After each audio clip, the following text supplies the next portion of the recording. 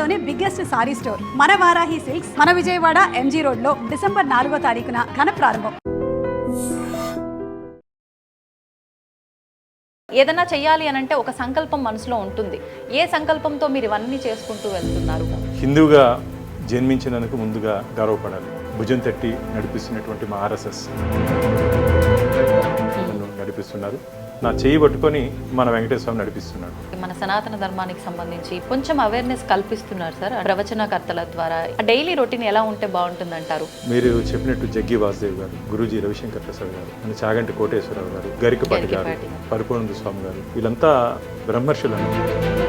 ఎంత దౌర్భాగ్యం అంటే మన భారతదేశంలోనే 75-80 సంవత్సరాల ముందు వందే మాత్రం అంటే మన నోర్లు పగిలేటివి, తల పగలగొట్టేవారు. వందే మాత్రం అంటే 2 రోజుల నుంచి 7 రోజులు బిడ్డ లేక దూడల్ని స్లాటర్ హౌస్ పంపిస్తున్నారు. మేము పట్టుకున్నాము. ఆల్మోస్ట్ చనిపోయే ప్రమాదం వచ్చాయి. టీటీడీ చేస్తున్నటువంటి సేవా కార్యక్రమాలు 18,600 స్టూడెంట్స్ తిరుమల తిరుపతి దేవస్థానం 3,000 రూపాయలు ఏడాదికి. Hostel, studies, boarding and food అన్ని కలిపి. ఇంకోటి బాలమందిరం. తల్లిదండ్రులు లేనటువంటి పిల్లలకి ప్రపంచంలోనే లేదు, రాదు, రాబోదు కూడా. ఇక మీదట ఏవైనా నేను ఇది చెయ్యాల్సిందే ఖచ్చితంగా అనే ప్రాజెక్ట్స్ ఏమైనా ఉన్నాయా కొత్తగా రాబోయే? ఈ మధ్య ఎస్వి జూనియర్ కాలేజ్కి వెళ్ళాను. కాలేజీ ముందు దాదాపుగా 200 మంది ఉన్నారు పాపం. ఏమి ఇబ్బంది అంటే, సార్ నేను మహిళా పక్షపాతి, నా మీద అందరూ కోపంగా ఉన్నారు. మా టీటీ ఇట్లా తెలుగుగా బోర్డులో నిర్ణయం తీసుకుంటానని చెప్పారు. ఎక్కువ డయాలిసిస్ పేషెంట్స్ వచ్చారు నా దగ్గర. స్విమ్స్ని ఇన్స్టిట్యూట్ ఫర్ నేషనల్ ఇంపార్టెన్స్ అంటే నా కోరిక ఒకటి ఉంది. నా జీవితం ఆశ వచ్చి టీటీడీ చేయాలి.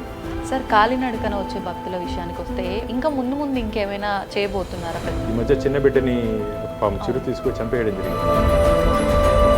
ప్రయత్నం ఖచ్చితంగా చేస్తాం. విడి రోజుల్లోనే భక్తుల రద్దీ ఈ రకంగా ఉండి ఇంకా స్పెషల్ రోజుల్లో అయితే ఇంకా బీభత్సంగా ఉంటుంది సార్. ఎలాంటి జాగ్రత్తలు తీసుకుంటూ ఉంటారు విశేషంగా? అంటే చాలా మంది పాపం వైకుంఠ ఏకాదశి, గరుడు సేవ ఇలాంటి సందర్భాల్లో స్వామివారిని వచ్చి చూడాలి. స్వామివారికి ఫిక్స్డ్ డిపాజిట్స్ 20,000 కోట్లు ఉన్నాయి. 20,000 crores ఫిక్స్డ్ డిపాజిట్స్. అంటే ఏడాదికి 1,500 కోట్లు మాకు ఇంట్రెస్ట్ వస్తుంది. ఇంట్రెస్ట్. స్వామి కొంగు బంగారం, ఏం పట్టుకున్నా బంగారమే స్వామి దగ్గర. లవ్ మ్యారేజ్ అని విన్నాను, వాటి గురించి ఏమైనా కొన్ని విషయాలు? నేను నా శ్రీమతి కలిసి చదువుకున్నాను. పెళ్లి చేసుకున్నప్పుడు కూడా గొడవలు అన్ని, ఇంటర్ క్యాస్ట్ మ్యారేజ్ మాది. కాబట్టి బాగున్నా. నాకు 2 పిల్లలు. జీవితంలో ప్రేమించండి కానీ నిలదొక్కున్నాక పెళ్లి. నమస్కారం. ఐ డ్రీమ్ సనాతన వైభవం కార్యక్రమానికి స్వాగతం. నేను మీ విజిత.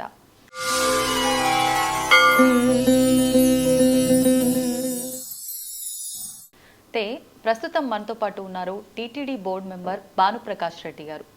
సార్ గురించి ప్రత్యేకంగా చెప్పాల్సిన అవసరం లేదు, కానీ కొత్తగా చూస్తున్న ప్రేక్షకులకి ఖచ్చితంగా సార్ గురించి తెలియాల్సిందే.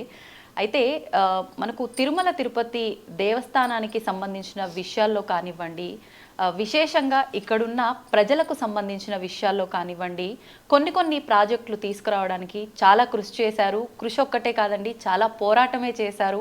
ఆ పోరాటంలో చాలా వరకు సార్ సక్సెస్ అయ్యారు. వారు అనుకున్నవి, ప్రజలకు ఇవ్వాల్సినవి, భక్తులకు ఇవ్వాల్సినవన్నీ కూడా సమకూర్చారు అని చెప్పాలి.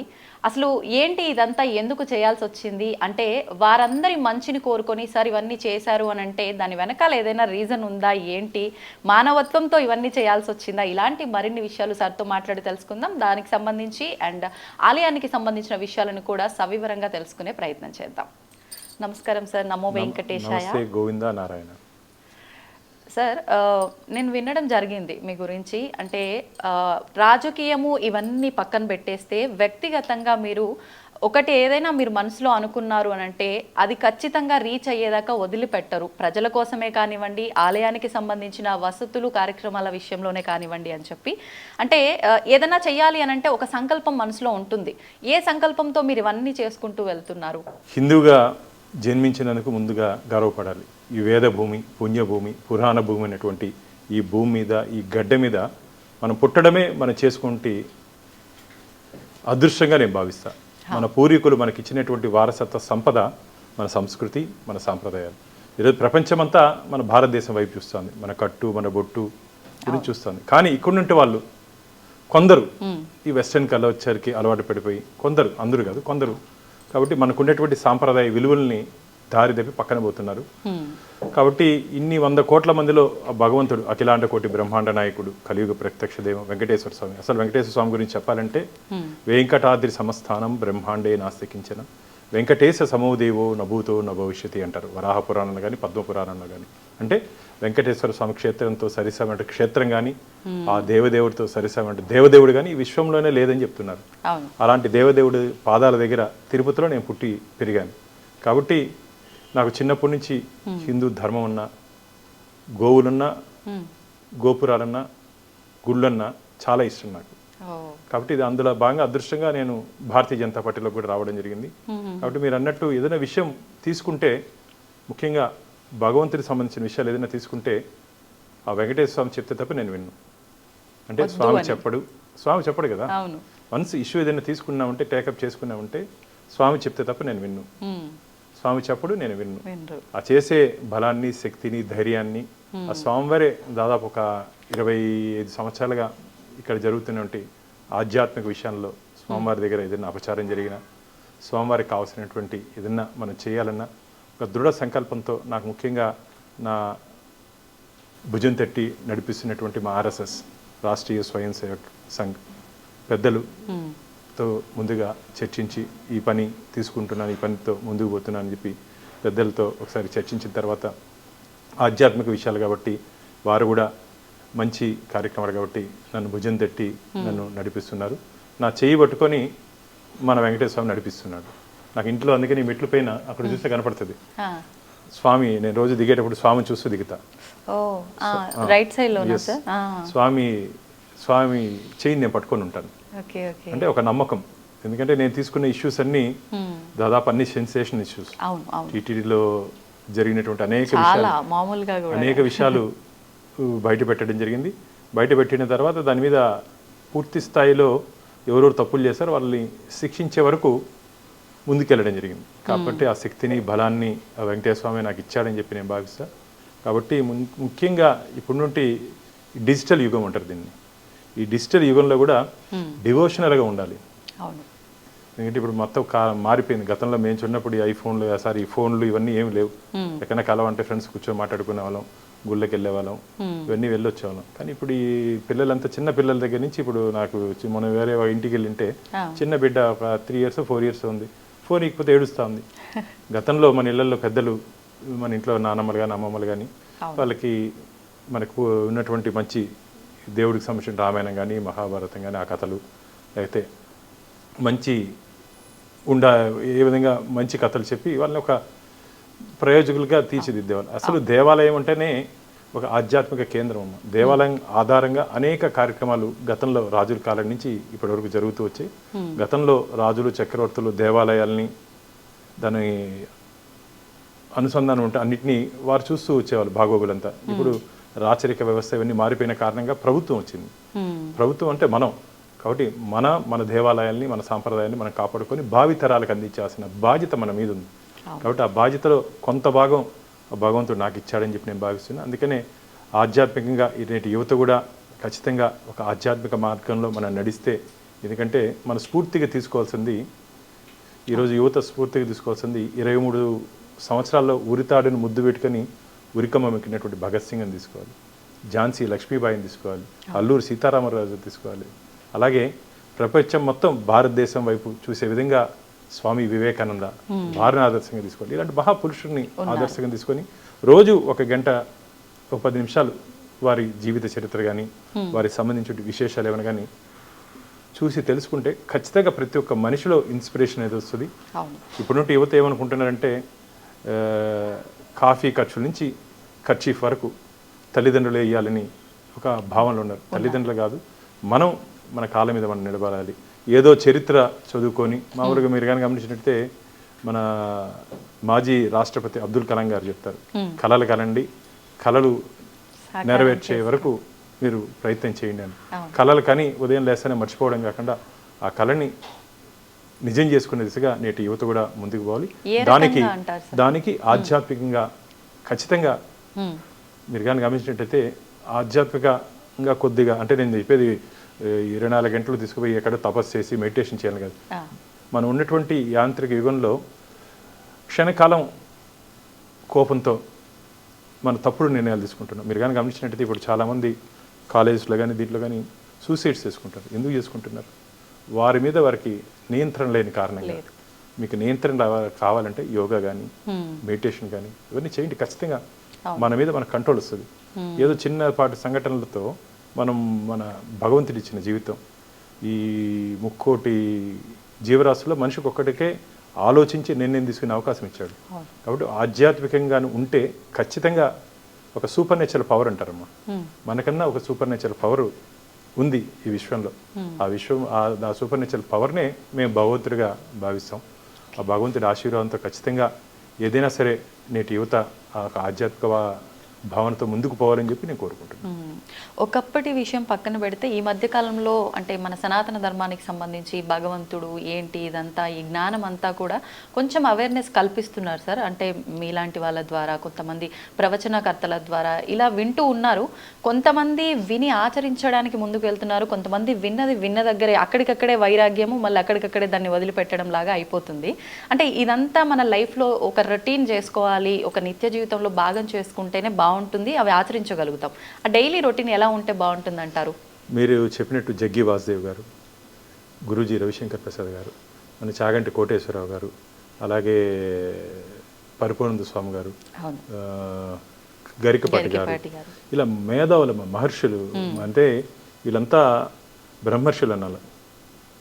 వీరంతా సమాజం కోసం, సమాజ శ్రేయస్సు కోసం పాటుపడుతున్నారు. నేను ఒకటే చెప్తా, మనం పుట్టినప్పుడు మనం ఏడుస్తాం, మనం చనిపోయాక 10 మందిని ఏడిపిస్తాం. ఈ మధ్యలో ఉన్న జీవితం అందరికీ ఆదర్శం కావాలి. ఆదర్శంగా ఉండాలంటే నిజాయితీగా బ్రతకాలి. నిజాయితీగా బ్రతకాలంటే దానికి చాలా మనోధైర్యం కావాలి. ఆ మనోధైర్యం కావాలంటే ఖచ్చితంగా మనకు ఉన్నటువంటి వేదాలు కానీ, పురాణాలు కానీ, మన ధర్మాలు, మహాభారతం కానీ, రామాయణం కానీ ఏం నేర్పిస్తున్నాం? రాముడు లాంటి రాజు ఉండాలి, రాముడు లాంటి అన్న ఉండాలి, రాముడు లాంటి భర్త ఉండాలి, రాముడు లాంటి స్నేహితుడు ఉండాలి, రాముడు లాంటి గురువు ఉండాలి. ఇలా అంటే రాముడిని ఆదర్శంగా తీసుకోవాలి. ఈరోజు శ్రీరామచంద్రమూర్తి భగవంతుడిగా రాజకీయ నాయకులు రామరాజ్యం కావాలంటాం మేము. రామరాజ్యం కావాలంటే రాముడిని ఆదర్శంగా తీసుకోవాలి. కానీ మేము రాముడు అంటే అదేదో మతతత్వం అంటారు. అవును, ఎంత దౌర్భాగ్యం అంటే మన భారతదేశంలోనే రాముడి గురించి మాట్లాడితే మతతత్వం అంటారు. రాముడు ఒక మతానికి సంబంధించిన వ్యక్తి కాదు. శ్రీరామచంద్రమూర్తిని చూసుకొని వారి జీవితాన్ని ఆదర్శంగా తీసుకొని, అలాగే భగవద్గీత, శ్రీకృష్ణ భగవానుడు ఈ లోకానికి ఇచ్చినటువంటి మహాసంపద భగవద్గీత. ఏ సమస్యకైనా సరే పరిష్కారం భగవద్గీతలో కనపడుతుంది మీకు. ఏ సమస్యకైనా సరే. అంతెందుకు, సునీత విలియమ్స్ అంతరిక్షానికి వెళ్ళేటప్పుడు మన గణేష్ ప్రతిమతో పాటు భగవద్గీతను తీసుకుని వెళ్ళింది. భగవద్గీతని ఈ రోజుకి భగవద్గీత శ్రీకృష్ణ భగవానుడు మనకి ఇచ్చినటువంటి దాదాపు 5,125 సంవత్సరాలు అయితే ఉంది. ఇప్పుడు మీరు విదేశాలకు వెళ్తే హోటల్లో కానీ ప్రతి దగ్గర చోట బైబిల్ చూస్తాం. నేను అందుకని మన యువ గారికి చెప్పా, మనం కూడా మన టీటీడీకి ఉన్నటువంటి అనుబంధ సంస్థలో రూమ్స్లో ఖచ్చితంగా భగవద్గీత పెట్టే విధంగా మనం ప్రయత్నం చేద్దామని. ఎందుకంటే భగవద్గీత ఒక జీవితానికి ఆదర్శంగా నిలుస్తుంది. అసలు నేను అదే చెప్పాను, ఈ భూమి మీద పుట్టడం మనం చేసుకుంటే అదృష్టం. మనం మహర్షులు ఇచ్చినటువంటి వారసత్వ సంపద, ఆ గురు సంపదని భావితరాలకు అందించారు. కాబట్టి నేటి యువత ఖచ్చితంగా అంటే మార్పులు, ఇంతకుముందు నేను చెప్పినట్టు మీరు కానీ గమనించే తిరుమలకి వెళ్ళే నడకదారులు నేను గమనిస్తూ ఉంటా. చాలా మంది యంగ్స్టర్స్ ఇప్పుడు వస్తున్నారు. ఇంకా మెట్లకి బొట్టి పెడుతూ హారతి ఇస్తూ వెళ్తున్నారు. అంటే ఒక మార్పు కనపడతా ఉంది. కానీ ఒకటి మీరు కానీ గమనించినట్లయితే ఈ మొత్తం ప్రపంచంలో ముస్లింలు దండయాత్ర చేసి వారు ఆక్రమించుకునేటువంటి దేశాలన్నీ ఈరోజు ముస్లిం దేశంగా మిగిలిపోయాయి. దాదాపు 800 సంవత్సరాలు దండయాత్రలకి ఎదురెళ్ళి నిలబడి వారి పరిపాలన ఉన్నప్పటికీ ఇంకా కాశ్మీర్ నుంచి కన్యాకుమారి వరకు, అటక్ నుంచి కటక్ వరకు మనం దాదాపు ఇంకా మన ధర్మాన్ని పాటిస్తూ ముందుకు పోతున్నటువంటి దేశం ఏదైనా ఉందంటే మన భారతదేశం మాత్రమే. ఎందుకంటే మహర్షులు, మహాపురుషులు జన్మించిన గడ్డ. కాబట్టి వారి రక్తం మనలో ఉంది ఇంకా. కాబట్టి నేటి యువత దయచేసి అది మర్చిపోకూడదు. వారిని ఏ విధంగా వారు మన కోసం మహర్షులు కానీ మహాపురుషులు కానీ ఏ విధంగా జీవించారో వాళ్ళని ఆదర్శంగా తీసుకోవాలి. అంతేకాకుండా మనం ఈరోజు ఇంత స్వతంత్రంగా మాట్లాడుకుంటున్నాం. దాదాపు ఒక 75-80 సంవత్సరాల ముందు వందే మాతరం అంటే మన నోర్లు పగిలేటివి, తలలు పగలగొట్టేవారు. వందే మాతరం అంటే భారత్ మాతాకి జై అంటే కూడా తల ఆ బానిసత్వ సంఖ్యల నుంచి మన కోసం మనం ఈరోజు ఇంత ప్రశాంతంగా ఉన్నామంటే నేతాజీ సుభాష్ చంద్రబోస్, గాంధీజీ, బాలగంగాధర్ తిలక్ గారు, అల్లూరి సీతారామరాజు గారు, ఇలా ఎంతోమంది మన దేశం కోసం పోరాటం చేసి మనకు ఈ స్వతంత్రాన్ని ఇచ్చారు. స్వతంత్రం అంటే ఎలా అంటే అటు బ్రతికేదానికి కాదు, దేశం కోసం ధర్మం కోసం బ్రతకమని. కాబట్టి ఆ దృష్టితో ఆలోచిస్తే ఖచ్చితంగా నాకైతే గట్టి నమ్మకం ఉంది. స్వామి వివేకానంద కళ్ళగనేటువంటి నవభారత నిర్మాణాన్ని మనం చూడబోతున్నాం ఇంకో 15-20 సంవత్సరాలు. దానికి ఒక ఉదాహరణ, ఈ మధ్య ప్రపంచవ్యాప్తంగా ఏ దేశంలో 18 సంవత్సరాల నుంచి 25 సంవత్సరాలు గల యువత ఏ దేశంలో ఎక్కువ ఉన్నారని ఒక సర్వే జరిగింది.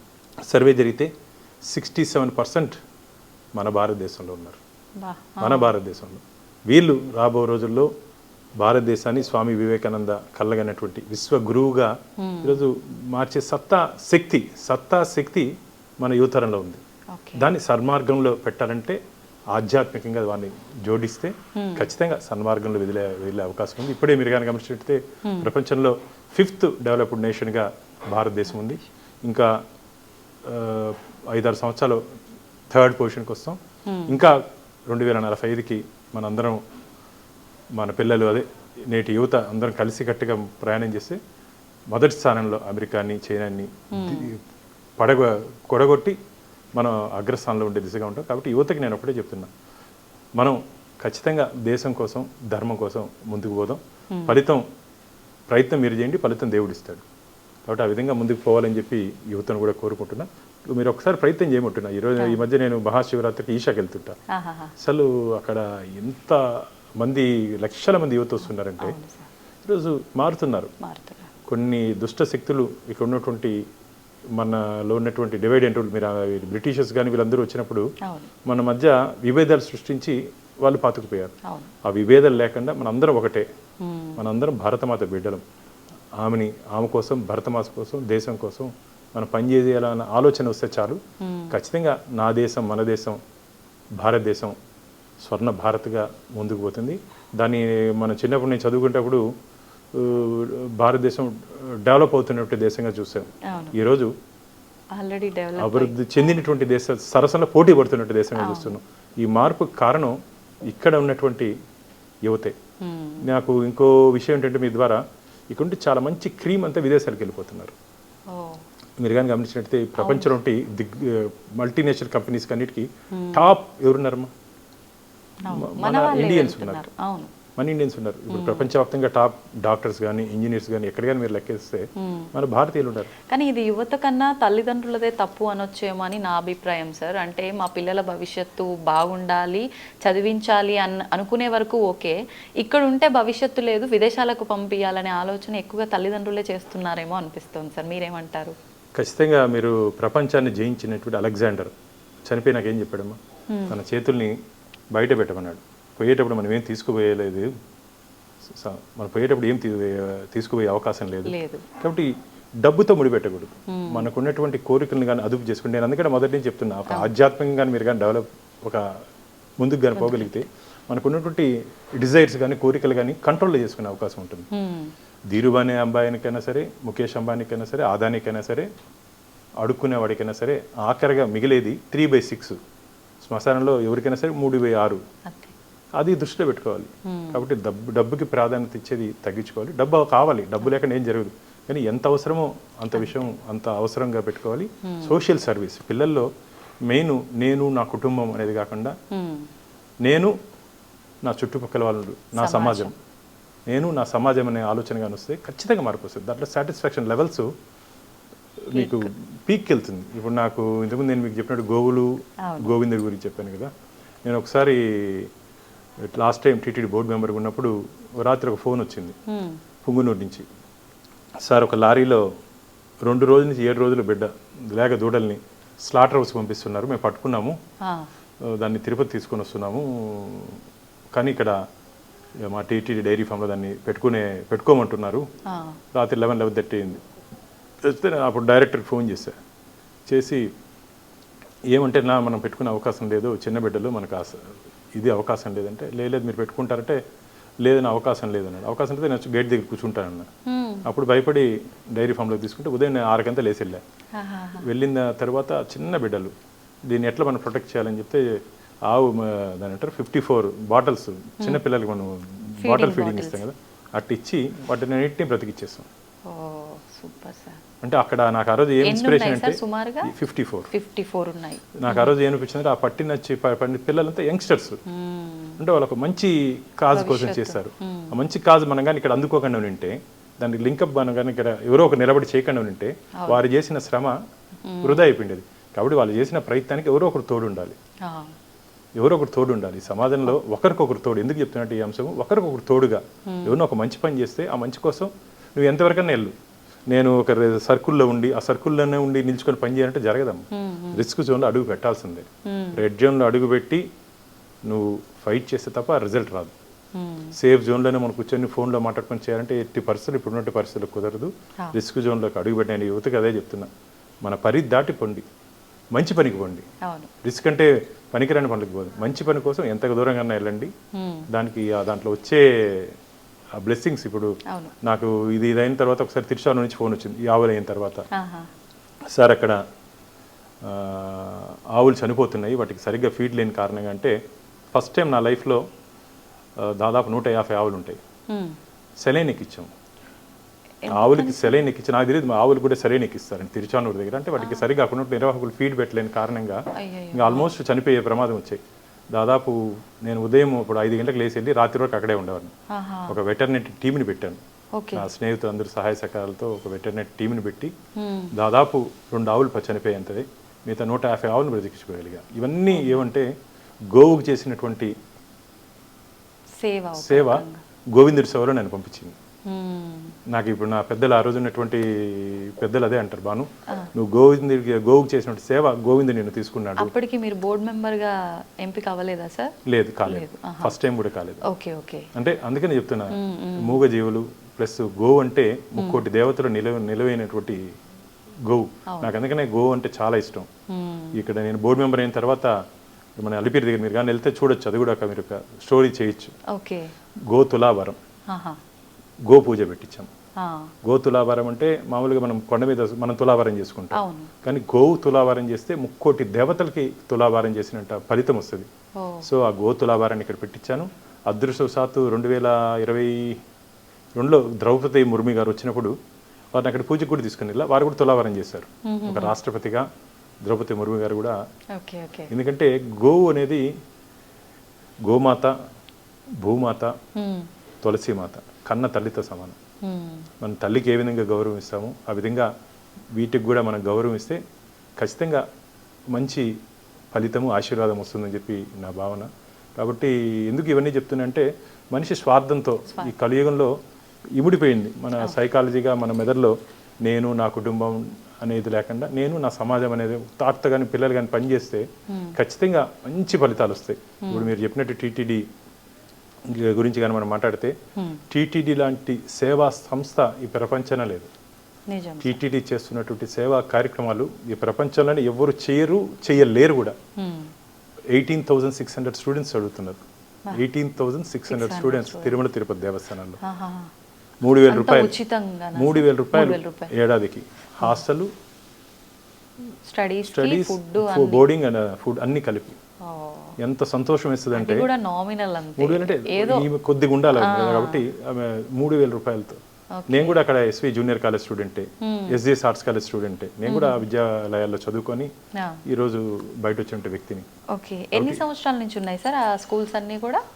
దాదాపు మొదటి నుంచి టీటీడీ ఏర్పాటు నుంచి ఉన్నాయి. ఇదే కాకుండా అనేక సేవా కార్యక్రమాలు టీటీడీ చేస్తున్న సేవా కార్యక్రమంలో శ్రవణం, నాకు ఇష్టమైనటువంటి శ్రవణం అంటే పుట్టుకతోనే చాలామంది పిల్లలకి మాటలు రావు, వినపడదు చాలామందికి. అలాంటి పిల్లలకి 0 ఏజ్ నుంచి 7 ఇయర్స్ వరకు శ్రవణంలో మేము ట్రైనింగ్ ఇస్తాం.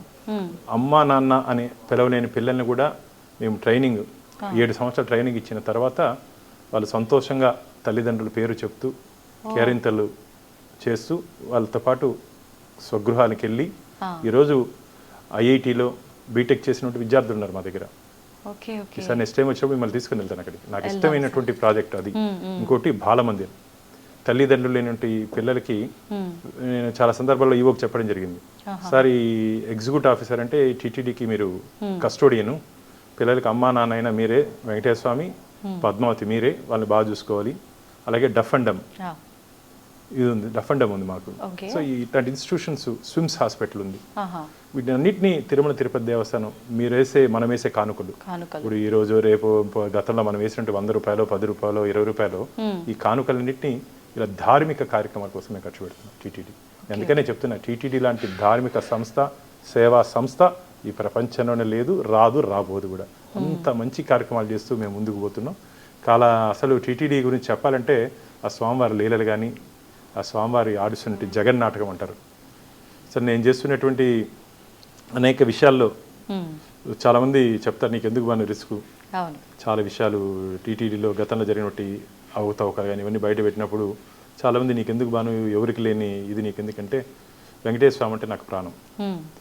ఊరికి దేవుడి మీద భక్తి ఉంది కదా అని చెప్పి ఊరికి అవి ప్రసాదం తినేసి లడ్డు తినేస్తే సరిపోదు. అక్కడ జరుగుతున్నట్టు అన్యాయాన్ని కూడా బయట పెట్టాలి, ఆఖరి వరకు పోరాటం చేయాలి. ఎందుకు సార్ మీకు అంత ప్రాణం స్వామి అంటే? ఈ స్వామితో నాకు బాగా అటాచ్మెంట్ అమ్మా. అసలు నాకెందుకో స్వామివారి దగ్గర చీమ చిట్టుకున్నా నాకు ఉండబుద్ధి కాదు. ఎప్పటి నుంచి సార్? అంటే చిన్నప్పటి నుంచి నాకు బాగా అలవాటు దేవుడు.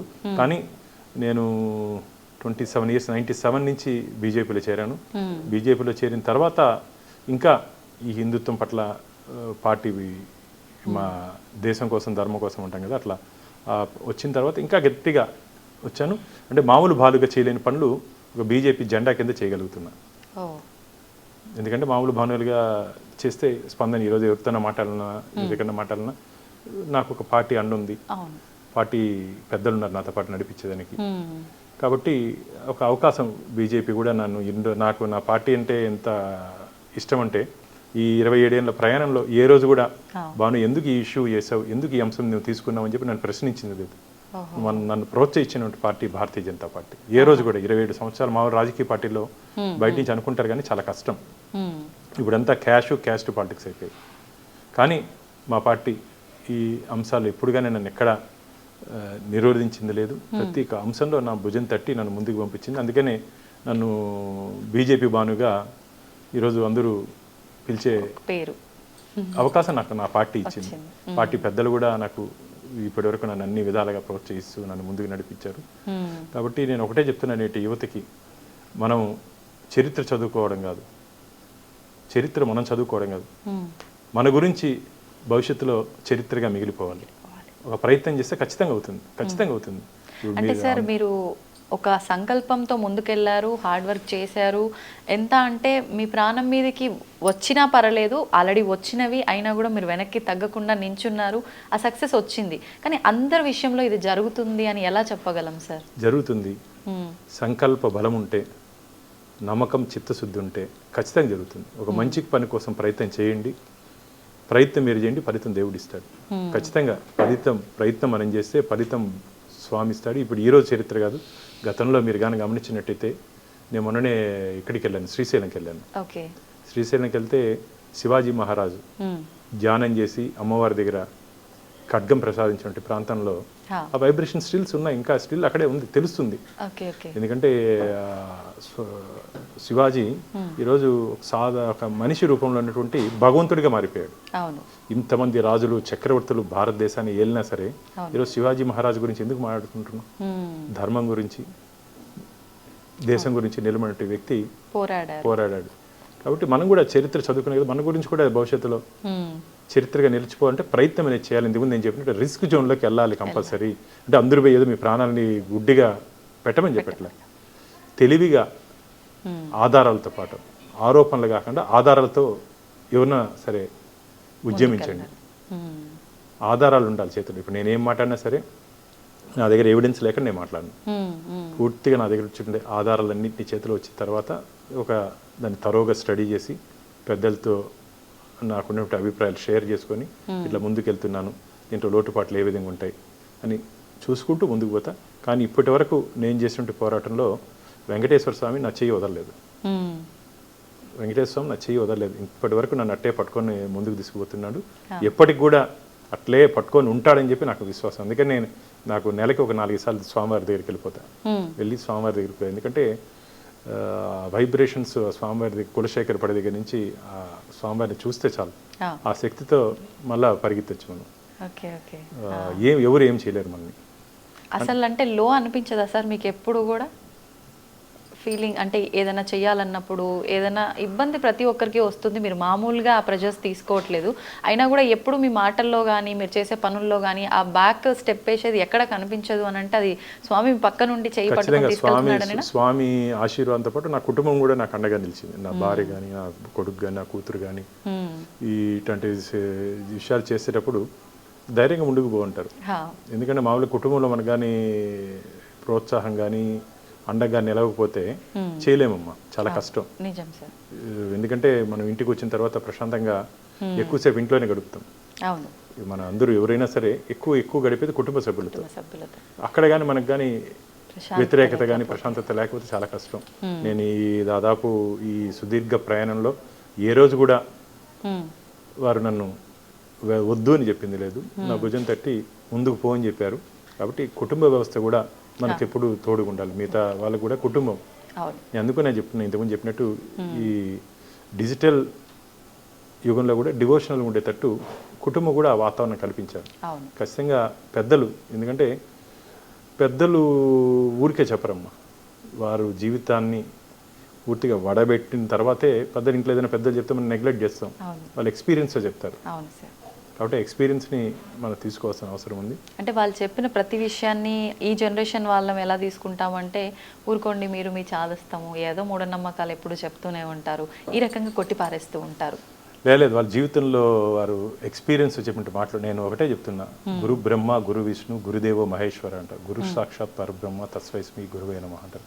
తల్లిదండ్రులకి గురువుకి, మీరు చెప్పినట్టు తల్లిదండ్రులకి మనకు రక్తం పంచుకున్న పిల్లలు కాబట్టి వాళ్ళ మీద మమకారం ఉంటుంది. అలాగే గురువుకి ఎటువంటి రక్త సంబంధం లేకపోయినప్పటికీ తన శిష్యుడు ప్రయోజకుడు అవ్వాలి అని చెప్పి ఆలోచించే వ్యక్తి ఎవరినో ఉన్నట్టే మన గురువులు మాత్రమే.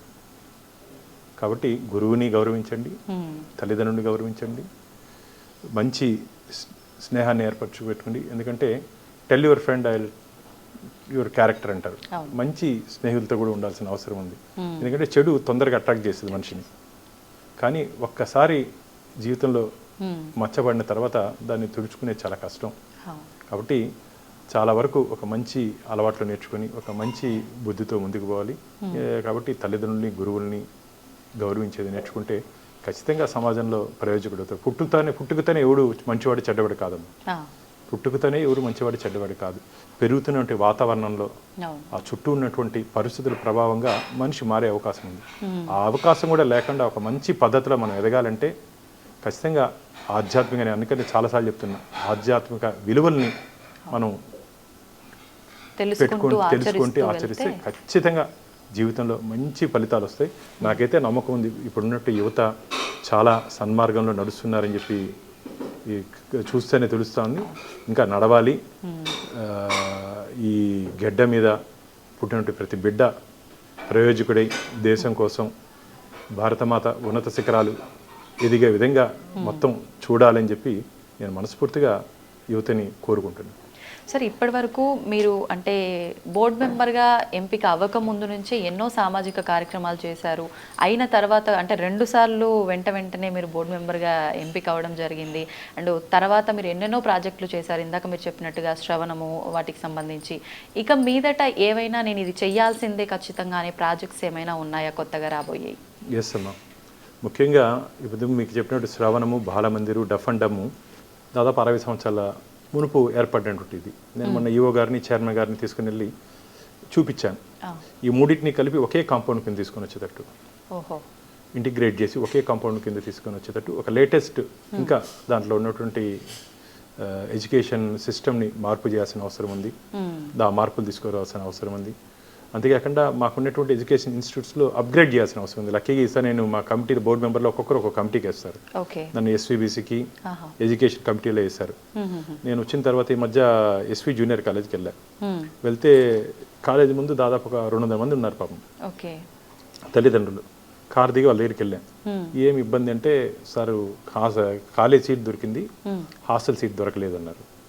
సరే లోపలికి వెళ్ళిన తర్వాత అక్కడ చూస్తే చాలా డిమాండ్ ఉంది.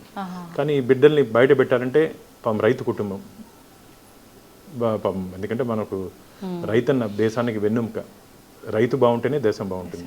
అలాంటి రైతు వచ్చి బయట పాపం కాలేజీ బయట గుంచుకొని సీట్లు కొని చూస్తుంటే నేను పోయి ప్రిన్సిపాల్తో మాట్లాడితే సార్ ఇక్కడ అవకాశం లేదు అన్నారు. ఇమిడి మా చైర్మన్ గారిని తీసుకొని వచ్చారు. నెక్స్ట్ డేనే చైర్మన్ గారిని తీసుకొని ఇన్స్పెక్ట్ చేసి దాదాపు 150 సీట్స్ స్టాండింగ్ ఇన్స్ట్రక్షన్స్ ఇచ్చాం. చూసిన రోజే 150 సీట్స్ ఇంటేక్ తీసుకోమని చెప్పి వెంటనే చేస్తూనే చేసుకున్నారు. మళ్ళీ ఈ మధ్య మొన్న ఎస్పీడబ్ల్యూ కాలేజ్కి వెళ్ళారు, సేమ్ ఇదే ప్రాబ్లం ఉందని చెప్పి నాకు ఫిర్యాదులు వస్తే మళ్ళీ పోయా చూస్తే దాదాపు పాత బిల్డింగ్స్ కొన్ని రెనోవేట్ చేస్తే అడ్మిషన్ వచ్చే అవకాశం ఉంది. కాబట్టి ప్రిన్సిపాల్ గారికి చెప్పి ఇమీడియట్గా మా చీఫ్ ఇంజనీర్ ఈవో గారితో చైర్మన్తో మాట్లాడిన తర్వాత ఇంజనీర్స్ అంతా వచ్చారు. ఇప్పుడు పని జరుగుతుంది. ఇంకో 10-15 రోజులు ఇంకో 300 మంది అడ్మిట్ అయ్యే అవకాశం ఉంది. నేను మహిళా పక్షపాతి, ఒక ఆడబిడ్డ ఇంట్లో నిలబడితే ఆ కుటుంబం మొత్తం నిలబడుతుంది. స్త్రీశక్తికి అంత పవర్ఫుల్ ఉంది. అసలు మన పురాణాల్లో మహిళలకు ఉన్నటువంటి గౌరవం ఏ దేశంలో లేదు. వెంకటేశ్వర స్వామి ఏం పిలుస్తారు చెప్పండి? లక్ష్మీనారాయణుడు అంటారు. పక్కనే ఉన్నటి కాళహస్తి ఈశ్వరుణ్ణి పార్వతీ పరమేశ్వరుడు అని పిలుస్తారు. అలాగే ప్రపంచానికి భగవద్గీత అందించినటువంటి శ్రీకృష్ణుడిని రాధాకృష్ణుడు అంటారు. అంతెందుకు భారత మాత అంటాం. కాబట్టి ఆడపిల్లలు ఒక ఇంట్లో నిలబడితే ఆ కుటుంబం మొత్తం నిలబడిపోయే అవకాశం ఉంది. కాబట్టి ఆడపిల్లల విషయంలో నేను కొద్దిగా ఎక్కువ వాళ్ళకి మొన్న కూడా జరిగినట్టు మీటింగ్స్లో కూడా టీటీడీ బోర్డు మీటింగ్స్లో కూడా బాను నువ్వు టీటీడీ డబ్బు, నేను మామూలుగా టీటీడీ డబ్బు ఈ ధార్మికేతర కార్యక్రమాలు ఖర్చు పెడితే నేను ఒప్పుకోను. కేసులన్నీ వేసి నిలబెట్టి కోర్టులన్నీ వేసి నిలబెట్టి నన్ను తిట్టుకుంటారు తిరుపతి ప్రజలందరూ. ఎందుకంటే డెవలప్మెంట్కి బాను అడ్డు అని. తిరుపతి రోడ్స్కి కానీ ఇప్పుడు వీటికి అన్నిటికీ డివైడ్ చేస్తే నేను ఒప్పుకోను, కోర్టుకు వెళ్తాను. అంటే మా టీటీడీ చట్టం ఏం చెప్తుందో టీటీడీ యాక్ట్ 30/1987 ధార్మిక కార్యక్రమాలకు మాత్రమే టీటీడీ నిధులు ఖర్చు పెట్టాలని చట్టం ఉంది. అని ప్రభుత్వాలు తమ అవసరాల కోసం, తమ రాజకీయ ఎదుగుదల కోసం, ఏ పార్టీ అయినా సరే స్వామివారి డబ్బుని తీసుకుని ఖర్చు పెట్టే ప్రయత్నం చేస్తుంటే నేను హైకోర్టుకి వెళ్ళి స్టే కూడా తీసుకుని వచ్చాను. కాబట్టి ఇప్పుడు ఎక్కడ డబ్బులు ఖర్చు పెట్టేదని లేదు. నా మీద అందరూ కోపంగా ఉన్నారు, చుట్టుపక్కల ఉన్న ఎమ్మెల్యేలు కానీ స్థానికంగా ఉన్నటువంటి ప్రజలు కానీ. ఇదంటే తప్పదమ్మా. నాకు తెలుసు రాజకీయాల్లో పూలు పడతాయి రాళ్ళు పడతాయి. మనం ప్రయాణం చేస్తాం. నాకు ఒట్టి పూలే పడాలి రాళ్ళు పడగలదు అంటే ఒప్పుకోను, కుదరదు. రాళ్ళు పడుతున్నాయి తట్టుకొని తప్పించుకొని ముందుకు పోవాలి. మంచి పని. నేను మీ ద్వారా ఒకటి అడుగుతా, ఈ ప్రభుత్వాలు ధైర్యం ఉంటే వర్క్ బోర్డ్ ఆస్తుల నుంచి కానీ క్రిస్టియన్ మిషనరీ ఆస్తుల నుంచి కానీ ₹1 అయినా తీసుకొచ్చి ప్రభుత్వ కార్యక్రమాలు ఖర్చు పెట్టాయా? వెంకటేశ్వర స్వామి సొత్తు మీద మాత్రం ఎందుకు అన్నేశారు? ఈ భారతదేశంలో మీరు కానీ గమనించినట్లయితే ఏ దేవాలయ ఆదాయాన్ని కానీ తీసుకొని వచ్చి ప్రభుత్వ కార్యక్రమాలు ఖర్చు పెట్టింది లేదు. నేను మొన్న కోర్టులో అదే సీజీ అడిగాడు, మన హైకోర్టులో నాది దాదాపు 3 నెలల ముందు వచ్చింది. ఈ రోడ్స్కి అడిగారు 150 crores. అడిగితే మా టీటీడీలో తెలుగుగా బోర్డులో నిర్ణయం తీసుకుంటారని చెప్పారు.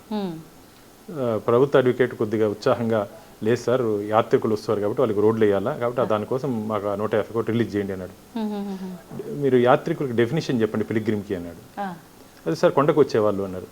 బెంగళూరు నుంచి వస్తారు, మెడ్రాస్ నుంచి వస్తారు, బొంబాయి నుంచి వస్తారు, అక్కడ నుంచి 4 ways 8 ways వేస్తున్నారు, వాటికి కూడా మీరు డబ్బు ఇస్తారని చెప్పి అడిగారు సీజీ. అంతే కదా సార్. కాబట్టి ఇట్లాంటి ఇప్పుడు నేను చెప్పేది మన డబ్బుని ఇప్పుడు పిల్లల కోసం, స్విమ్స్ కోసం, ఇంకోటి మేము చిన్నపిల్లల హాస్పిటల్ కడుతున్నామమ్మా, పద్మావతి చైల్డ్ ట్రస్ట్ హాస్పిటల్ అని. చిన్నపిల్లలు అంటే ఏ వయసు వరకు సార్? అంటే మీరు ప్రతి 1000 మందిలో 11 మందికి హార్ట్లో ప్రాబ్లం ఉంటుంది. అవును సార్. ఆ సర్జరీ చేసుకోవాలంటే ఉండి హైదరాబాద్లో మాత్రం ఉంది హాస్పిటల్. 30 to 40 lakhs అవుతుంది ఒక సర్జరీ చేసుకోవాలంటే.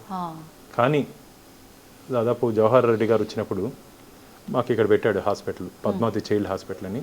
దాదాపు 3000 సర్జరీస్ జరిగాయి. 2978 దాదాపు 20-30 పిల్లలు మాత్రం ఇబ్బందులు పడ్డారు. మిగతా అందరు బిడ్డలు బ్రతికిపోయారమ్మా. నేను వెళ్ళి హాస్పిటల్ వెళ్ళి ఆ తల్లిదండ్రులతో మాట్లాడితే తల్లి చిన్న బిడ్డని ఎత్తి కొండ కేసు చూపించింది, గుట్ట కేసు చూపించి వెంకటేశ్వర స్వామి నా బిడ్డను బ్రతికిచ్చాడని. అంటే అంత మంచి పనులు చేస్తున్నాం. దాంట్లో కూడా నా పాత్ర ఉంది. ఒకసారి జవహర్ రెడ్డి గారికి ఇట్లే కరోనా టైంలో ఇంటికి వెళ్తే బాను నా డ్రీమ్ ప్రాజెక్ట్ ఈ హాస్పిటల్ చేయలేకపోతున్నాను అన్నాడు. ఏం నా అన్న, ఇట్లా మరిగా డబ్బులు సరిపోవట్లేదు, దీనికి 350 crores అవసరం అవుతుంది, మనకి ఇప్పుడున్నట్టు పరిస్థితిలో డబ్బు పెట్టలేకపోతున్నాం అన్నాడు. నేను ఒక పని చెప్తా చేస్తారని అన్న. చెప్పుగా ఉన్నాడు. ఉదయాసం సేవ అని ఉంది మాకు. ఉదయాసం అంటే ఉదయం నుంచి అస్తమించే వరకు స్వామివారి దగ్గర సేవలు, సుప్రభాతం నుంచి సుప్రభాతం, తోమాల, అర్చన, కళ్యాణం, సహస్ర దీపాలంకరణ ఇవన్నీ చూడొచ్చు. ఓకే ఈ సేవలు ₹1,00,00,000 పెట్టండి అన్న. ఆ, ఏంది మన ₹1,00,00,000 దేవుని నమ్మేస్తూ ఉంటారు కదా, అందరూ అల్లరైపోతూ ఉంటారు. నేను నీకెందుకు, నేను దాన్ని ఏ విధంగా సరిదిద్దాలో చెప్పాలి, నేను చేసుకుంటా. నేను గతంలో బోర్డు మెంబర్ కూడా ట్రై చేశాను అమ్మాయి దీన్ని. ఓహో, నాకు రాయలసీమలో ఉన్నటువంటి ఈ ప్రాంతంలో ఎక్కువ డయాలిసిస్ పేషెంట్స్ వచ్చేవాళ్ళు నా దగ్గరికి. ఆహాహా. డయాలిసిస్ చేసుకుంటే చాలా డబ్బుతో ముడివంటి పరిస్థితి. అవును, అవును. చేసుకోకుండా చేయలే వాళ్ళు చాలా మంది చనిపోయిన సందర్భాలు, అవకాశం లేక అవకాశం లేక. చేసుకోవడానికి. అప్పుడు నేను బోర్డులో రైజ్ చేశాను అప్పుడే 2016లోనే. ఓకే. ఇట్లా మరగా 170 టికెట్స్ ఉన్నాయి, మనం ₹1,00,00,000 పెడదాము, ఆ వచ్చే డబ్బుని 170 కోట్లు డయాలిసిస్ యూనిట్కి పెడదాము, మంచి జరుగుతుందంటే అయ్యో ₹1,00,00,000 చెడ్డ పేరు వస్తుంది అన్నాడు. వస్తే రానిండి, మేము అప్పుడు 15 మంది బోర్డు మెంబర్ వస్తే రాని, మనం 15 మందికి చెడ్డ పేరు వస్తుంది, సమాజానికి మంచి చేస్తామంటే ఎందుకు కొన్ని అనివార్య కారణాల వల్ల డిఫర్ అయిపోయింది బోర్డులో. ఇది జవహర్ రెడ్డి గారికి చెప్పా, అన్న ఇట్లా అప్పుడు డిఫర్ అయింది, కానీ ఇప్పుడు మీకు అవకాశం ఉంది కాబట్టి చేయండి అని చెప్పాను. ఎంత అదృష్టం అంటే నేను ఒక 10 రోజులైన తర్వాత అమిత్ షా గారు కొండకు వస్తున్న సందర్భంలో గుళ్ళోకి వెళ్తుంటే ఈవో గారు కనపడ్డారు, పిలిచారు దగ్గరికి. బాగా నువ్వు చెప్పినట్టు నచ్చింది నాకు, నెక్స్ట్ బోర్డుకే తెస్తున్నా, కానీ 170 లేవు, 531 టికెట్స్ ఉన్నాయి, ఫ్రైడే 28 టికెట్స్ ఉన్నాయి, ఫ్రైడే 1.5 crore పెడుతున్నా, దాదాపు మనకు 600 కోట్లు వస్తుంది దీనికి, నెక్స్ట్ బోర్డుకి తెస్తున్నట్టే చెప్పాను. నీకు 350 అడిగావు, ఇంకా ఎక్స్ట్రా వస్తే నాకు డయాలిసిస్ పెట్టి అన్న అని చెప్పాను. మీరు నమ్మరు, ఇష్యూ ఆ స్కీమ్ పెట్టిన 15 రోజుల లోపల దాదాపు 350 కోట్లు వచ్చింది. హాస్పిటల్ పని జరుగుతుంది, ఇప్పుడు జరుగుతుంది. ఇంకొక 6 నెలల లోపల అది పూర్తి స్థాయి అయిపోయిన తర్వాత కొన్ని వేల మంది పిల్లలకి డబ్బు లేని దాని ఏమంటారు స్తోమత లేకుండా పాపం పిల్లల్ని కోల్పోతున్న తల్లిదండ్రులకి వెంకటేశ్వర స్వామి ప్రాణదానం చేస్తాడు. అలాంటి స్కీమ్ అసలు నాకైతే ఎంత సంతోషం అంటే జవహర్ రెడ్డి గారు రిటైర్మెంట్ ఫంక్షన్లో చెప్పాడు. మామూలుగా ఐఏఎస్ ఆఫీసర్లు చెప్పరు, నాకు లోటు గునింది, ఇది చేస్తాను పూర్తి చేస్తానో లేనని, కానీ ఆ లోటుని ఈ ₹1,00,00,000 బాను నాకు సజెస్ట్ చేశాడు, భక్తుల నుంచి సహకారం వచ్చింది, నేను ముందుకు తీసుకుపోతానని జవహర్ రెడ్డి గారు చెప్పడం. అంటే ఇలాంటి మంచి పనులు ఇవన్నీ ఎందుకు చెప్తున్నా అంటే భగవంతుడు ఉండేది మన కోసం, వెంకటేశ్వర స్వామి ఉండేది ఆయన ఏదో సంపాదించుకోవాలి, ఆయన ఏదో కోటీశ్వరుడు అయిపోవడం లేడు వెంకటేశ్వర స్వామి, ఆయనకు వస్తున్న డబ్బుని ప్రజల కోసం భక్తుల కోసం ఖర్చు పెట్టమని చెప్పి. కాబట్టి ప్రభుత్వాలు కూడా, ఏ ప్రభుత్వం అయినా సరే, ఏ బోర్డు అయినా సరే, ఇలా మంచి విషయాల కోసం ఖర్చు పెడదాం. గుళ్ళు కట్టి గోపురాలు కట్టితో పాటు విద్యాలయాలు అంటే స్కూల్స్, హాస్పిటల్స్, నాకు ఈ రెండింటి మీద ఎక్కువ కాన్సన్ట్రేషన్. కాబట్టి గుళ్ళు విద్యాలయాలకి ఇవ్వాల్సిన అవసరం ఉంది. నేను మొన్న మీరు చెప్పినట్టు ఏమి ఇంటెన్షన్ అని అడిగారు కదా, ఏ విధంగా తిరుపతిలో ఈ పద్మావతి కాలేజెస్ ఉన్నాయో, వెనుకబడిన ప్రాంతమైన రాయలసీమ మీరు కానీ గమనించే అనంతపూర్, కడప, కర్నూలు, చిత్తూరు జిల్లా అంటే కంబైన్డ్ చిత్తూరు జిల్లా చాలా వెనుకబడిన ప్రాంతం. ఆ బిడ్డలు కానీ మనం కానీ ఆ రోజు చదువు కానీ చదివించుకొని ఉంటే వాళ్ళ ఇంటికి తీసుకుపోయి పెళ్లిళ్ళు చేసేవారు చిన్న వయసులో. అది చాలా ప్రమాదం. మా బిడ్డలు నాకైతే ఇంటి దగ్గరికి వస్తే నా కంట్లో నీళ్ళు వస్తుంది, అన్న ఎట్టైనా సరే మా బిడ్డకి సీట్ ఇవ్వండి, ఆ బిడ్డ నా ఎట్టైనా సరే హాస్టల్లో ఇవ్వండి. వాళ్ళు చెప్పారు, వాళ్ళతో మేము ఇక్కడ శ్రీనివాసంలో ఎక్కడున్నారని అడిగా, మా సత్రాలు ఉన్నాయి ఇక్కడ, సత్రాల్లో తీసుకుని రాత్రి పడుకొని అక్కడ మాకు వెంకటేశ్వర ప్రసాదం పెడతారు, రాత్రి అది పెట్టేసి తల్లిదండ్రులు పిల్లల్ని తీసుకొని వచ్చి పస్తులు ఉండేవారు సాయంత్రం వరకు డబ్బు లేకుండా. నేను అప్పుడు ఈవో గారికి చెప్పా, మన 1,00,000 మందికి భోజనం పెడతాను కొండ మీద. నేను వాళ్ళని అడిగాను, ప్రిన్సిపాల్ ఏమో డేస్ స్కాలర్ పెట్టట్లేదంటే, సార్ మాకు ప్రొవిజన్ లేదు, యాక్ట్ మనకు పర్మిట్ లేదు డేస్ స్కాలర్స్ పెట్టేదానికి. ఏందమ్మా పర్మిట్ లేదంటే, లేదు సార్ పెట్టేదానికి మాకు మీరు ఇన్స్ట్రక్షన్స్ ఇస్తే పెడతా ఉన్నాను. నేను ఈవోకి చెప్పాను, అనే 1,00,000 మందికి కొండ మీద పెడతాను, ఈ పిల్లలు ఒక 200-300 మంది ఏమైనారన్న, అది భోజనం పెట్టండి అంటే ఇప్పుడు భోజనం పెడుతున్నాం డేస్ స్కాలర్ కూడా. అంటే ఇవన్నీ ఏమంటే ఒక చిన్న ప్రయత్నంతో పెద్ద మార్పు. చిన్న ప్రయత్నం అంటే ఆలోచించి మనం గ్రౌండ్లోకి దిగాల. మనం పోయి పరిస్థితి అక్కడ కానీ పోకుండా ఉంటే మనకు తెలిసి ఉండేది కాదు. ఇక్కడే కూర్చొని ఏసీ రూమ్లో ఆఫీసర్లు కూడా ఏసీ రూమ్లో కూర్చొనేసి 4 గోడల మధ్య ఉంటే కుదరదు. మేము కానీ అధికారులు కానీ వెళ్ళాలి. ఇప్పుడుంటే ఆఫీసర్స్ మంచి ఆఫీసర్స్ ఉన్నారు మా టీటీడీలో, ఈఓ కానీ, జేఈఓ కానీ, అడిషనల్ ఈఓ కానీ, మా చైర్మన్ గారు కానీ, మా సభ్యులు కానీ చాలా మంచిగా ఉన్నాం. అందరూ ఒక్కొక్క ప్రయత్నం చేస్తే ఖచ్చితంగా ఒక్కొక్క ప్రయత్నం జీవితంలో గుర్తుండిపోతుంది. మనం చేసే ప్రయత్నం ఈరోజు పద్మావతి కాలేజ్ విషయం కానీ మిగతా జిల్లాల్లో కూడా పెట్టాలని చెప్పి ఒక ఆలోచన ఉంది. ఈ స్విమ్స్ ఇంతకుముందు మనం చెప్పినట్టు Shri Venkateswara institute of medical sciences మన ఆంధ్రప్రదేశ్లోనే ఏకైక సూపర్ స్పెషాలిటీ హాస్పిటల్. టోటల్ ఆంధ్రప్రదేశ్లో సూపర్ స్పెషాలిటీ హాస్పిటల్. ఏదైనా ఇబ్బంది ప్రజలకి ఉండేటువంటి వైద్యాలయం అంటారు, హాస్పిటల్స్ కూడా ఆలయంతో సమానం. కాబట్టి నేను ఇంకో టార్గెట్ ఉంది, అది చాలా కష్టం. స్విమ్స్ని ఇన్స్టిట్యూట్ ఫర్ నేషనల్ ఇంపార్టెన్స్ అంటే ఎయిమ్స్ ఏ విధంగా ఉందో ఆ విధంగా మా స్విమ్స్ని కూడా తీసుకురావాలి. ఒకవేళ కానీ తీసుకురాగలిగితే ఏడాదికి 1000 కోట్ల రూపాయలు కేంద్ర ప్రభుత్వం గ్రాంట్కి ఇస్తుంది. గ్రాంట్ అంటే తిప్పి మనం కట్టాల్సిన పని లేదు. ఒక 5 సంవత్సరాల కాలంలో అసలు మాకు రాయలసీమలోకే ఆనిముత్యంలా మిగిలిపోతుంది. ఆ కోరిక ఒకటి ఉంది, దానికోసం ప్రయత్నం చేస్తాను. ఇంకా భగవంతుడి ఆశీర్వాదం ఇస్తే ఆల్రెడీ మొన్న నడ్డా గారిని కలిసినప్పుడు జేపీ నడ్డా గారు సెంట్రల్ హెల్త్ మినిస్టర్ కలిసి ముఖ్యమంత్రి గారు కలిసి ఇచ్చాను నేను, నాన్న ఇది కానీ మనం ఇన్స్టిట్యూట్ ఆఫ్ నేషనల్ ఇంపార్టెన్స్ కింద తెస్తే రాయలసీమ ప్రజలకు చాలా ఉపయోగపడుతుంది, దీన్ని ఖచ్చితంగా చేద్దాం నాన్న. కానీ చేయాలంటే దాని స్పెషల్ అమెండ్మెంట్ తీసుకురావాలి, క్యాబినెట్లో స్పెషల్ అమెండ్మెంట్ తీసుకురావాలి, ప్రైమ్ మినిస్టర్ ఆ స్థాయిలో ఇలా పెట్టాలి. కానీ ఒక స్విమ్స్కే ఇస్తే మిగతా దేశంలో అన్ని రాష్ట్రాలు అడుగుతాయివాను అన్న అన్ని రాష్ట్రాలు అడిగేది వేరు, దేవుడి దగ్గర అడిగేది వేరు. కాబట్టి వెంకటేశ్వర స్వామి ప్రతినిధిగా మనం అడుగుదాం, ఒక ప్రయత్నం చేద్దాం అన్నాం. ఆ ప్రయత్నం కూడా చేస్తున్నాను. ఇంతకుముందు చెప్పినట్టు హాస్పిటల్స్, విద్యాలయాలు ఇవన్నీ కానీ తొందరగా పూర్తి, ఎందుకంటే ఏడాది 1 సంవత్సరం అయిపోయింది నాకు, ఇంకా ఏడాది టైం ఉంది. 2 years ఉంది, ఇంకొక ఏడాది టైం ఉంది.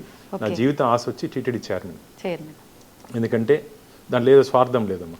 ఒక చైర్మన్ ఉంటే ఇప్పుడు నేను చెప్పాను చూడండి, చైర్మన్గా మనం నేను తీసుకోపోతే స్టాండింగ్ ఇన్స్ట్రక్షన్స్ ఇచ్చాడు, 150 సీట్స్ మేము మన బోర్డులో రాటిఫై చేసుకుంటాం, ఇమీడియట్ ఇవ్వగలిగినాం. అట్లా ఒక అవకాశం ఉంటుంది, 10 మంది 10 దీనికి వాడచ్చు. అలాగే దేవాలయాలు, శిథిలావస్థకు చేరిపోయిన దేవాలయాలు నా నెక్స్ట్ టార్గెట్. ఎక్కడ సార్, ఏ ప్రాంతం? ఇప్పుడు నేను మొన్న ప్రిన్సిపల్ సెక్రటరీ ఎండోమెంట్ని అడిగాను, ఆంధ్రప్రదేశ్లో ఉన్నటువంటి శిథిలావస్థకు చేరిపోయిన దేవాలయాలు, దాన్ని జీర్ణోద్ధరణ చేసి నిత్య ధూప దీప నైవేద్యాలతో భక్తులకు దర్శనం. ఇప్పుడు వకులామాత స్వామివారి తల్లి వకులామాత ఆలయము దాదాపు ఇల్లీగల్ మైనింగ్తో విగ్రహం కూడా లేదు. హైదరాలీ ఇన్వేషన్స్లో అక్కడ ఆలయాన్ని అమ్మవారి విగ్రహం కూడా పోయింది. అక్కడ 15 years ఫైట్ చేశాను నేను. 15 years ఫైట్ చేసి నా మొట్టమొదటి ధర్మకర్తల మండలి సమావేశంలో ఫస్ట్ తీర్మానం అదే, వకులామాత ఆలయాన్ని పునర్నిర్మించారని. ఈరోజు మీరు కానీ పోయి చూస్తే దీప్తిమానంగా రోజు భక్తులతో అమ్మవారు, అంటే గతంలో అమ్మవారి దగ్గర నైవేద్యం పెట్టిన తర్వాత పైన ఘంటానాదం చేసిన తర్వాత స్వామివారికి పెట్టేవాళ్ళు. ఆ చరిత్ర ఉంది ఆ ఆలయానికి. అలాంటి ఆలయంలో ఆయనకేమో వెంకటేశ్వర స్వామికి ఏమో నిత్య కళ్యాణం, పచ్చతనం, రోజు పెళ్లి, రోజు తోరణాలు. అమ్మవారి దగ్గర ఏమి లేదు. కానీ ఇప్పుడు కానీ చూస్తే చాలా బాగుంది. కానీ ఒక ప్రాచీన దేవాలయాన్ని మనం కానీ జీర్ణోద్ధరణ కానీ చేస్తే 1000 నూతన దేవాలయాలు కట్టినటువంటి ఫలితం వస్తుంది మనకు. కాబట్టి నేను మొన్న ఈఓ గారికి చెప్పాను, చైర్మన్కి చెప్పాను, ఇప్పుడు ప్రిన్సిపల్ సెక్రటరీ ఎండోమెంట్స్కి చెప్పి లిస్ట్ తీస్తున్నాను. అలా మీ దృష్టిలో ఉన్న ఆలయాలు ఏంటి సార్? ఫస్ట్ మీరు ఆ పవర్ రాగానే చెయ్యాలి అనుకునే ఆలయం చాలా ఉన్నాయి మాది. ఇప్పుడు నాకు మొన్న ఇక్కడ ఒకటి వచ్చింది, మన చోళులు కట్టినటువంటి దేవాలయాలు, విజయనగర చక్రవర్తితో కట్టిన దేవాలయాలు చాలా వస్తున్నాయి. కానీ దాన్ని ఇప్పుడు నుండి లేటెస్ట్ టెక్నాలజీ దాన్ని మొత్తం డెమాలిష్ చేసి డిస్ట్రాయ్ చేసి రెస్టోర్ చేయాలమ్మా, రిమూవ్ చేయకూడదు. దయచేసి అందరూ గుర్తుపెట్టుకోండి, ప్రాచీన దేవాలయాలు చాలా గ్రామాల్లో తెలియకుండా మొత్తం పునాదులతో పాటు తొలగించేస్తున్నారు. చరిత్ర కనుమరిగిపోతుంది. ఇప్పుడు కడితే 2025లో కట్టినట్టు దేవాలయం ఉంటుంది, 500, 600, 1000 సంవత్సరాల చరిత్ర కనుమరిగిపోతుంది. కాబట్టి దాన్ని రెస్టోర్ చేయాలంటే కాకతీయ మాన్యుమెంట్స్, ఇప్పుడు ఆర్కియాలజీ సర్వే ఆఫ్ ఇండియా ఏ విధంగా పాతకాలంలో దాని ఏమంటారు వాడినటువంటి టెక్నాలజీలతో, ఈ లేటెస్ట్ సిమెంట్ ఇవన్నీ లేకుండా ఆ టెక్నాలజీ వాడి కాకతీయ మాన్యుమెంట్స్ దాదాపు ఒక 5 సంవత్సరాలు 10 సంవత్సరాల ముందు రెన్యువేట్ చేశారు. ఇంకొక 500 సంవత్సరాలు అది ఉంటుంది పదిలంగా. అట్లా ప్రాచీన ఆలయాలను కూడా మనం టెక్నాలజీతో చేసుకుంటే ప్రాచీన కట్టడం ఉంటుంది, ఆ వైబ్రేషన్స్ ఉంటుంది, మన గత చరిత్ర కూడా భవిష్యత్తు చూపించే అవకాశం. అప్పటి కట్టడాలు, ఆలయ కట్టడాల్లో కూడా ఒక జ్ఞానాన్ని తెలియచేసేవారు అని చెప్పి అంటూ ఉంటారు. కాబట్టి అవి భద్రపరచుకోవడం ముఖ్యం. కాబట్టి అందుకని ఇప్పుడు మీరు కొట్టి కట్టేస్తే 25th century 2025 టెంపుల్కి అయిపోతుంది. అప్పుడు కడితే చోళులు, విజయనగర చక్రవర్తులు, పాండాసు వీళ్ళంతా కట్టినట్టు చరిత్ర ప్రజలకు చూపించవచ్చు. ఇవన్నీ ఎందుకు చెప్తున్నానంటే, మీరు కానీ విదేశాలకు వెళ్తే ఏముండదు, ఒక చిన్న రాయి గుట్ట ఉంటుంది, దాన్ని చూపించి వాళ్ళు చరిత్ర చెప్తారు. ప్రపంచానికే జ్ఞాన భిక్ష పెట్టినటువంటి దేశం మంది. తక్షశిల, నలంద విదేశాల నుంచి వచ్చి ఇక్కడ విద్యాభ్యాసం చేసి వెళ్ళినటువంటి సందర్భం. అలాంటి విద్యాలయాలు తిరిగి ఈరోజు మనం తీసుకురావాల్సిన అవసరం ఉంది. దురదృష్టం, ఈ బ్రిటిష్ వాళ్ళు మనం పరిపాలించినటువంటి సందర్భంలో మన ఉన్నటువంటి ఎడ్యుకేషన్ సిస్టమ్ని అన్నింటినీ మార్పు చేశారు. ఎందుకంటే వారు ఇక్కడ అడుగుపెట్టిన తర్వాత భారతదేశాన్ని కొల్లగొట్టాలన్నా, భారతదేశాన్ని బలహీనపరచాలన్నా ఏం చేయాలంటే వాళ్ళ పునాదుల్ని చెరిపేయాలని చెప్పి ఒక భావనకు వచ్చిన తర్వాత మన విద్యాలయ వ్యవస్థని, మన దేవాలయాలపైన వారు దృష్టి పెట్టింది. అందుకనే మన విద్యాలయ వ్యవస్థని నాశనం చేస్తూ మెకాల విద్యా విధానాన్ని ప్రవేశపెడుతూ మనకున్నటువంటి ఆ దేశభక్తిని కానీ ఆ కమిట్మెంట్ని కానీ తగ్గిస్తూ వచ్చారు. కాబట్టి మనం రాబో రోజుల్లో విద్యాలయాలపైన అలాగే దేవాలయాలపైన ప్రత్యేక దృష్టి పెట్టి మనం ముందుకు పోతే మంచిదని చెప్పి నా భావన. సార్, ఇప్పుడు భక్తులకు సంబంధించి, దర్శనానికి సంబంధించి సామాన్యుల్లో ప్రతి ఒక్కరిలో ఉన్న ఆలోచన ఏంటి అంటే భగవంతుడు అందరికీ అందుబాటులో ఉండాలి, కానీ డబ్బులు ఉన్న వాళ్ళకు మాత్రమే అందుబాటులో ఉంటున్నాడు. ఒకప్పుడు తిరుమల అనంటే వెళ్ళి డైరెక్ట్గా ఇబ్బంది అనిపించగానే స్వామి దగ్గరికి వెళ్ళిపోయే వాళ్ళం, దర్శించుకునే వాళ్ళం, మా బాధలు చెప్పుకునే వాళ్ళం. కానీ ఇప్పుడు అలాంటి అవకాశమే లేకుండా పోయింది. కొన్ని గంటల పాటు వెయిట్ చేయాల్సి వస్తుంది. అంటే భగవంతుడు మాలాంటి వారికి అందుబాటులో ఉంచట్లేదా అనే ప్రశ్న ప్రతి ఒక్కరిలో ఉంది సార్. దాని గురించి గోవిందుడు కొందరివాడు కాదు, అందరివాడు.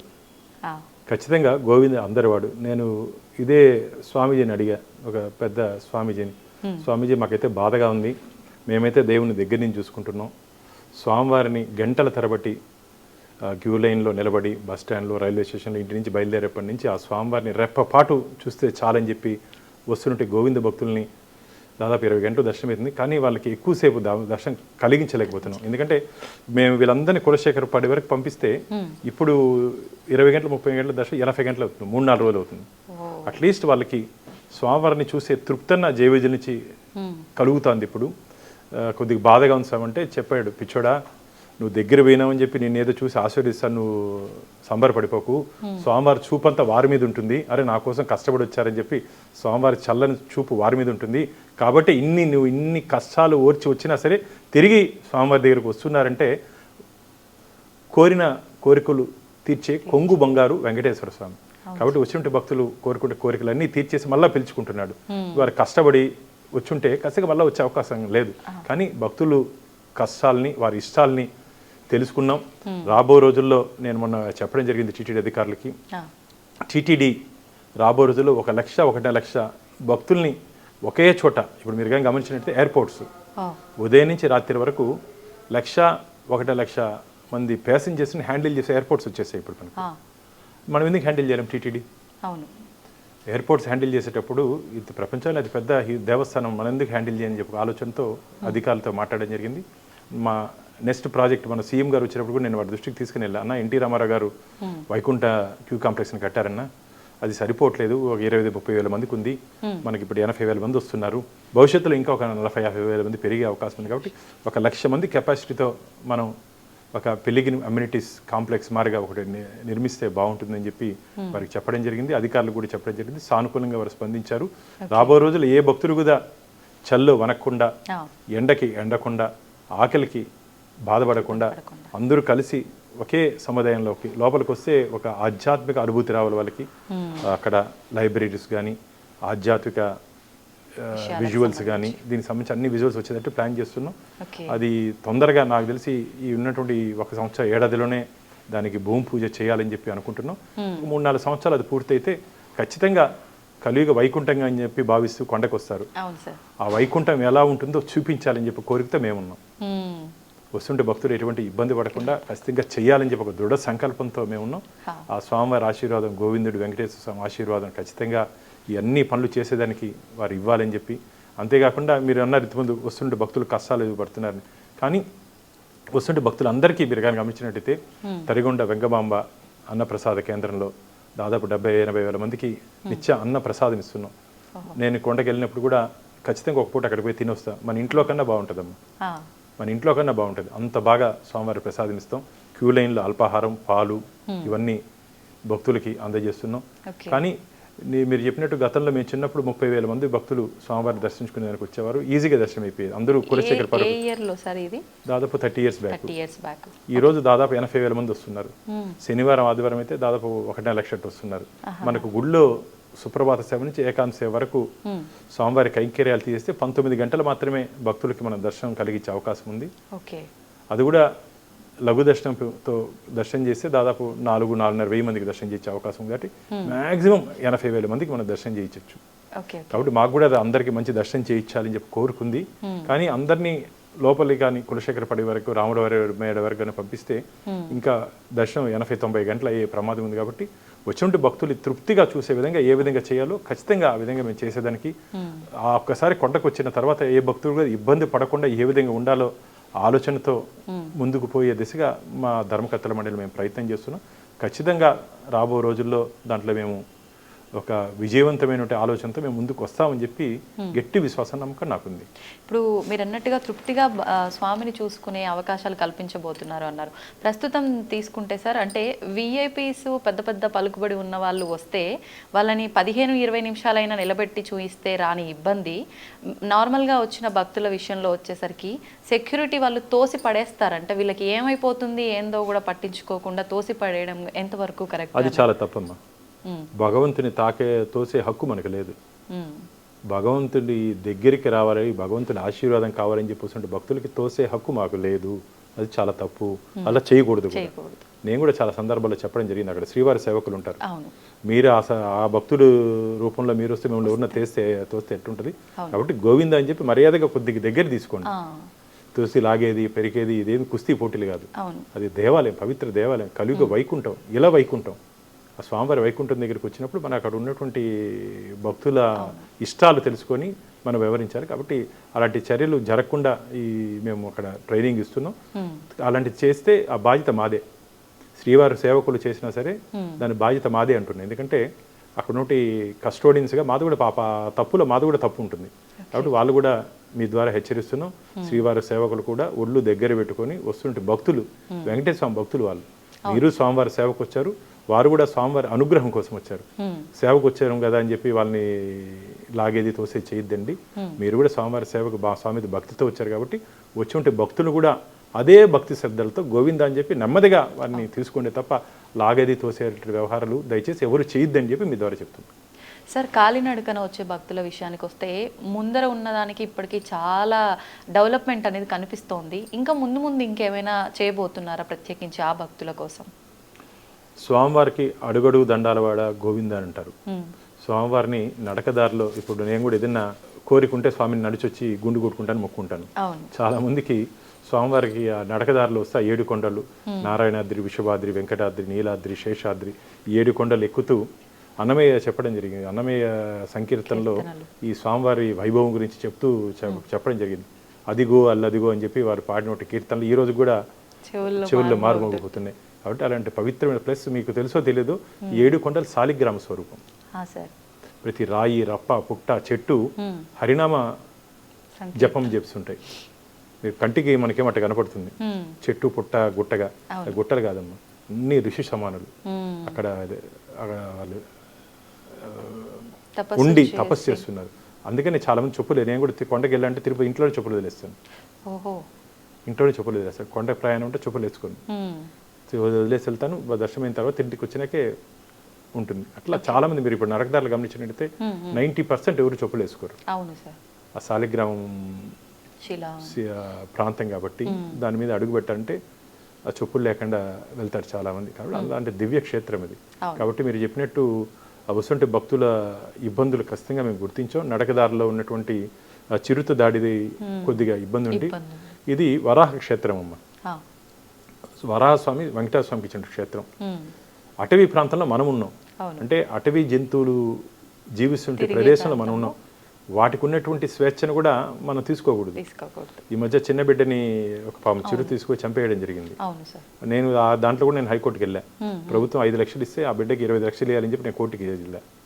అదనంగా ఒక 10 లక్షలు ఇప్పించాను ఆ బిడ్డకి, ఆ తల్లిదండ్రులకి. ఇంకో 10 లక్షల కోసం ప్రయత్నం చేస్తున్నా, కోర్టులో ఉంది ఇంకా స్టిల్ పెండింగ్. కాబట్టి వస్తుంటే భక్తులు అందుకని జాగ్రత్తలు తీసుకున్నాం. కాబట్టి ఏ విధంగా జాగ్రత్తలు తీసుకోవాలో ఆ విధంగా జాగ్రత్తలు తీసుకుంటూ భక్తుల భద్రత మాకు ముఖ్యం. కాబట్టి భక్తుల భద్రతని దృష్టిలో పెట్టుకొని ఆ 7 కొండలు ఎక్కే ప్రతి భక్తుడికి ఎటువంటి ఇబ్బంది రాకుండా ఏ విధంగా చర్యలు చేయాలో అది మేము తీసుకుంటున్నాం. ఖచ్చితంగా ఇప్పుడైతే మేము ఎటువంటి ఇబ్బంది లేకుండా నడకదారిలో ఉన్నటువంటి సౌకర్యాలన్నీ కల్పిస్తున్నాం. టాయిలెట్స్ కానీ, హెల్త్ క్లినిక్స్ కానీ, ఎమర్జెన్సీ క్లినిక్స్ కానీ అన్నీ పెట్టాం. ఏ భక్తుడు ఇబ్బంది పడకుండా వెళ్ళే అవకాశం ఇప్పుడు కల్పిస్తున్నాం. ఓకే, ఇప్పుడు అంటే గోపురం పైనుంచి విమానం వెళ్ళటము ఇదంతా కూడా అంటే ఇష్యూ మనం వినున్నాం సార్. ఇదంతా అంటే భగవంతుడి ప్రాంగణంలో ఇదంతా జరగటం అనేది ఇతర మతస్థులు కావాలని చేసిన విశేషాలేమో ఇవన్నీ కూడా అని చెప్పి కొన్ని పుకార్లు అయితే పుట్టాయి సార్. దాని గురించి ఏం చెప్తారు? అంటే వైఖానస ఆగమ పద్ధతిలో మనకు నిత్య పూజా విధానాలు కైంకర్యాలు మనకు తిరుమల జరుగుతున్నాయి. మనకు వైఖానస ఆగమం ఏం చెప్తుందంటే విమాన ప్రాకారం పైన ఎటువంటి వస్తువు కూడా ప్రయాణం చేయకూడదు. విమానాలు కూడా వస్తువే కాబట్టి అది కూడా ఒక ఆబ్జెక్టే కాబట్టి అది కూడా ప్రయాణం చేయకూడదు. దాని మీద ఇప్పటికే తిరుమల తిరుపతి దేవస్థానాలు సివిల్ ఏవియేషన్ మంత్రికి ఒక లెటర్ కూడా ఇవ్వడం జరిగింది. ఆ నో ఫ్లై జోన్గా చేయాలని చెప్పి ఒక ప్రయత్నం చేస్తున్నాం. కానీ కొన్ని ఏదో టెక్నికల్ రీజన్స్ వల్ల అది పోస్ట్పోన్ అవుతా ఉంది. ఖచ్చితంగా ఎందుకంటే విశ్వాన్నే నడిపే వెంకటేశ్వరుడు మీద ఎవరు ప్రయాణం చేయకూడదని చెప్పి మేము కూడా దృఢ సంకల్పంతో ఉన్నాం. ఖచ్చితంగా పైన నుండి అధికారులతో మాట్లాడి అక్కడ నుండి విమాన ప్రాకారం మీద ఎటువంటి విమానాలు వెళ్లకుండా ప్రయత్నం ఖచ్చితంగా చేస్తాం. ఓకే, ఇప్పుడు సాధారణంగానే మీరు చెప్పినట్టు ఒకప్పటికి ఇప్పటికీ దాదాపు కొన్ని లక్షల మంది దర్శనానికి వస్తున్న ప్రదేశం ఏదైనా ఉంది అని అంటే అది టీటీడీనే, ఇంకా వేరే చెప్పక్కర్లేదు. అయితే విడి రోజుల్లోనే భక్తుల రద్దీ ఈ రకంగా ఉండి అంటే అక్కడ ఉండే సెక్యూరిటీ వాళ్ళు కూడా అదుపు చేయలేని స్థితిలో ఉంటుంది. ఇంకా స్పెషల్ రోజుల్లో అయితే ఇంకా బీభత్సంగా ఉంటుంది సార్, చెప్పక్కర్లేదు. అటువంటి సందర్భాల్లో ఎలాంటి జాగ్రత్తలు తీసుకుంటూ ఉంటారు విశేషంగా? అంటే చాలామంది పాపం వైకుంఠ ఏకాదశి, గరుడు సేవ ఇలాంటి సందర్భాల్లో స్వామివారిని వచ్చి చూడాలి, స్వామివారి కృపా కటాక్షం మా మీద ఉండాలని చెప్పి అనుకుంటారు. కానీ కలియుగ ప్రత్యక్ష దైవం వెంకటేశ్వర స్వామి అమ్మ. ఇక్కడ ఉండేది వెంకటేశ్వర స్వామి. 365 రోజులు వారి కృప దీవెనలు అభయహస్తంతో ఉంటాడు స్వామి. కాబట్టి ఏ రోజు వచ్చినా ఒకే ఫలితం దక్కుతుంది. ఆ రోజు వచ్చినంత మాత్రం అదనంగా ఫలితం వస్తుంది, డైరెక్ట్గా స్వర్గానికి పోతాం అట్టంతా ఏం లేదు. ఖచ్చితంగా ఈ క్షేత్రానికి ఏ రోజు స్వామిని వారిని చూసినా అదే ఆశీర్వాదం స్వామివారి నుంచి దక్కుతుంది అని ఒక తృప్తితో భక్తులు కానీ రాగలిగితే. ఎందుకంటే వైకుంఠ ఏకాదశి మా అందరికి మేము ఫోన్లు ఆఫ్ చేసుకోవాలి ఆ రోజు, అంత ఒత్తిడి ఉంటుంది. బ్రహ్మోత్సవాలు, గరుడు సేవ ఇవన్నీ తీవ్రమైన ఒత్తిడి ఉంటుంది. ఎందుకంటే మా కెపాసిటీ మనం అంతా మానవులమ్మా, మనమేమి దేవుళ్ళు కాదు. మా దగ్గర మంత్ర దండం ఏముండదు, హోమ్ ఫట్ అంటే జరిగిపోయేదాన్ని. మన ప్రయత్నం మన మానవ ప్రయత్నం అందరం కలిసి ప్రయత్నం చేస్తేనే ఏదైనా విజయవంతం అవుతుంది, సాధ్యమవుతుంది. ఇప్పుడు మాకు 2 లక్షల కెపాసిటీ, 5 లక్షల మంది వస్తే ఎట్లా హ్యాండిల్ చేస్తాం చెప్పండి. మన దురదృష్టం లాస్ట్ వైకుంఠ ఏకాదశికి జరగడానికి సంఘటన జరిగింది. స్వామివారి దగ్గరికి వచ్చినప్పుడు ఆ వస్తున్న భక్తుల భద్రత తీసుకోవాల్సిన బాధ్యత మా మీద ఉంది. కానీ దాంట్లో నడుచుకోవాల్సిన బాధ్యత కూడా భక్తుల మీద ఉంది. మనకి టీటీడీ ఇచ్చినటువంటి గైడ్ లైన్స్ని ఎందుకోసం చెప్తాం, భక్తుల కోసం చెప్తాం. కానీ మీరు చెప్పినట్టు ఆ విఐపీ కల్చర్ని ఖచ్చితంగా తగ్గించాల్సిన అవసరం ఉంది. విఐపీకి రెడ్ కార్పెట్ వేసి చేయడం ఖచ్చితంగా తగ్గించాల్సిన అవసరం ఉంది. ఇప్పుడు ఆ మార్పుకి ఈ ప్రభుత్వం శ్రీకారం చుట్టింది. గతంలో ఉన్నటువంటి ప్రివిలేజ్ మా బోర్డుకి చాలా తగ్గించేశారు. ఇదేదో దర్శనాలు చేసుకునే బోర్డు కాదు, భక్తులకి కోసం పనిచేయాల్సిన బోర్డుగా మేము భావించి ముందుకు పోతున్నాం. కాబట్టి ప్రివిలేజ్ మాకే కాకుండా మిగతా వాళ్ళకి కూడా తగ్గితే, మొన్న ఒక కేంద్ర మంత్రి పేరు చెప్పాను, కుటుంబ సభ్యులతో వస్తే దాదాపు ఓన్లీ 10 మందికి అనుమతిస్తాం, మిగతా వాళ్ళని అనుమతించమని చెప్పి గట్టిగా చెప్పామమ్మా. గతంలో అట్ట లేదు, 30-40 మంది వచ్చినా దర్శనాలు చేసుకుని పోయేవాళ్ళు. ఆయన ఒక 6-7 మంది ఎక్స్ట్రా వస్తే కూడా లేదు మీకు 10 మంది అనుమతిస్తామని చెప్తే 10 మంది ఆయన దర్శనం చేసుకున్నారు. ఒక కేంద్ర మంత్రి లేదు నాకు కావాల్సిన అంటే అట్లా ఎందుకు చెప్తానంటే స్వామివారి దగ్గరకు వచ్చినప్పుడు అక్కడ ఉంటే నియమ నిబంధనలు అందరూ పాటించాల్సిన అవసరం ఉంది. కాబట్టి ఇదేదో నాది దేవస్థానం కాదు, మన దేవస్థానం వెంకటేశ్వర మన మన మన వెంకటేశ్వర స్వామి. నేననే స్వార్థంతో వస్తే ఖచ్చితంగా ముట్టుకే పడుతుంది. స్వామివారి కోసం రండి, ఖచ్చితంగా అక్కడ ఉంటే నియమ నిబంధనలు అందరూ విఐపీస్తో పాటు భక్తులు కూడా. అసలు ఆ పదమే తీసేయాలమ్మా, సాధారణ భక్తులు అనే పదమే తీసేయాలి. మాకు చాలా బాధ వేస్తుంది. గోవిందుడు అందుకని చెప్పింది, గోవిందుడు అందరివాడు కొందరివాడు కాకూడదు అని. భక్తులు అని చెప్తే బాగుంటుంది, కానీ అందరూ సాధారణ భక్తులు విఐపీ తేడా లేకుండా చేయాలని చెప్పి సంకల్పం ఉంది. కానీ వెంకటేశ్వర స్వామి దగ్గర కుదరట్లా మేము క్యాలిక్యులేట్ చేస్తే. ఎందుకంటే ఈరోజు మీరు కానీ గమనించినట్టయితే స్వామివారికి ఫిక్స్డ్ డిపాజిట్స్ 20,000 కోట్లు ఉన్నాయి. 20,000 crores ఫిక్స్డ్ డిపాజిట్స్ ఉన్నాయి. సో హుండీలు వేసే కానుకల్ని మేము బ్యాంక్లో ఫిక్స్డ్ డిపాజిట్ రూపంలో మారుస్తున్నాం. ఆ వచ్చే ఇంట్రెస్ట్ దాదాపు 6.5% అంటే ఏడాదికి 1,500 కోట్లు మాకు ఇంట్రెస్ట్ వస్తుంది. తలనీలాలు మనం అనుకుంటే తలనీలాలు ఆక్షనీసం ద్వారా 150 కోట్లు దాదాపు వస్తుంది మాకు ఏడాదికి. స్వామి కొంగు బంగారం ఏం పట్టుకున్నా బంగారమే స్వామి దగ్గర. అలంకార ప్రియుడు ఆయన. అసలు ఆయన ఒక్కొక్క రోజు చూస్తే ఒక్కొక్క విధంగా ఉంటాడు. నాకైతే మనిషిని చూసినట్టే ఉంటుంది. ఆలయంలోకి వెళ్ళి ఆయన చూస్తే ఎక్కడ కదులుతాడన్న ఫీల్ కూడా వస్తుంది ఒకసారి.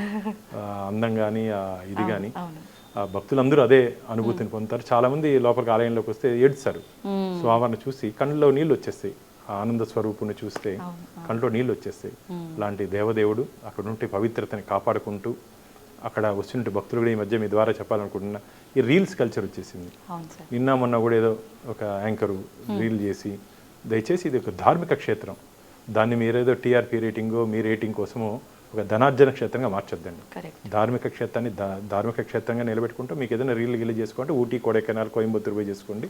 తిరుమల క్షేత్రంలో ఎవరు వచ్చి రీల్స్ చేయాల్సిన అవసరం లేదు. మాకు ఎస్వీబీసీ ఛానల్ ఉంది, అక్కడ నుండి వైభవాన్ని స్వామివారి మహత్యాన్ని మేము ఎస్వీబీసీ ద్వారా మేము చూపించే ప్రయత్నం మేము చేస్తాం. కాబట్టి తిరుమలకు వస్తుంటే భక్తులు స్వామి మీద భక్తితో రండే కానీ ఇక్కడ వచ్చిన తర్వాత వెక్కిలి చేస్తూ చేస్తూ రీల్స్ చేస్తే మాత్రం ఇప్పటికే మేము వారి మీద కఠిన చర్యలు తీసుకుంటున్నాం.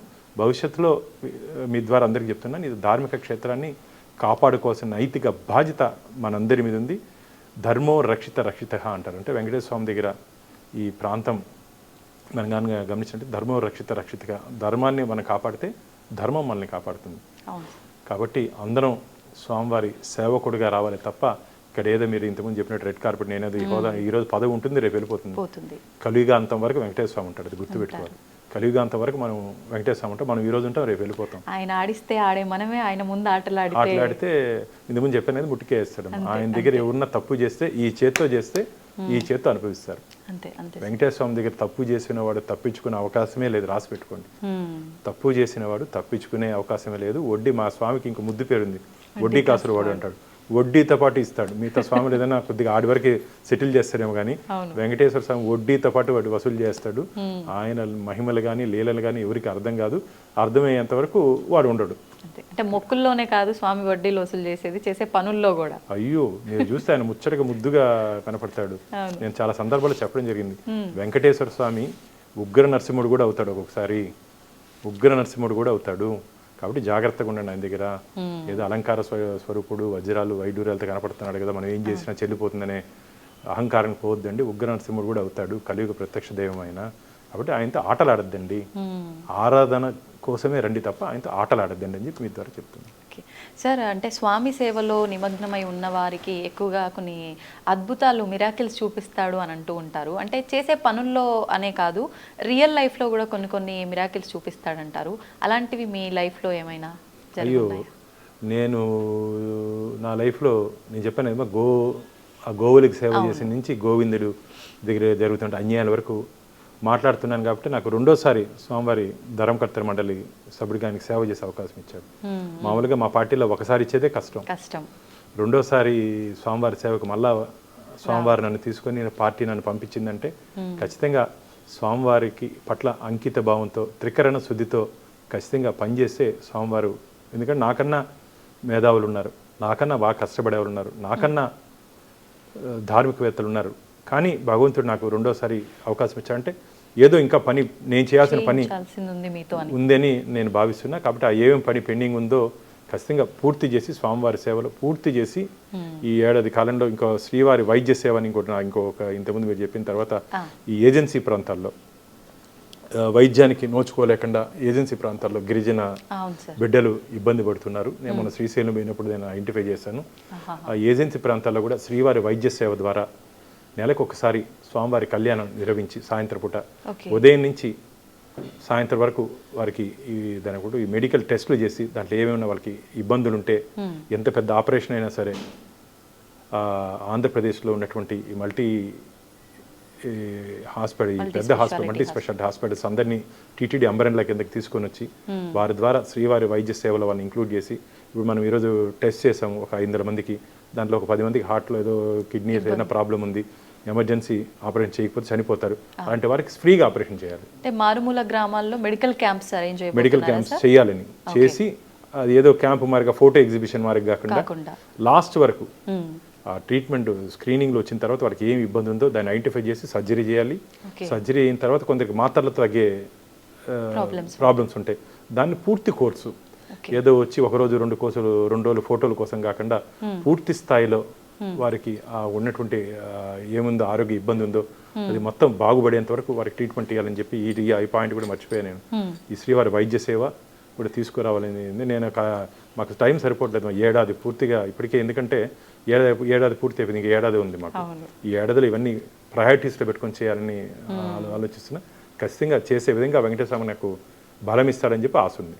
నిజంగా ఎంత గొప్ప మనసో అనిపిస్తోంది సార్ మీతో మాట్లాడుతుంటే.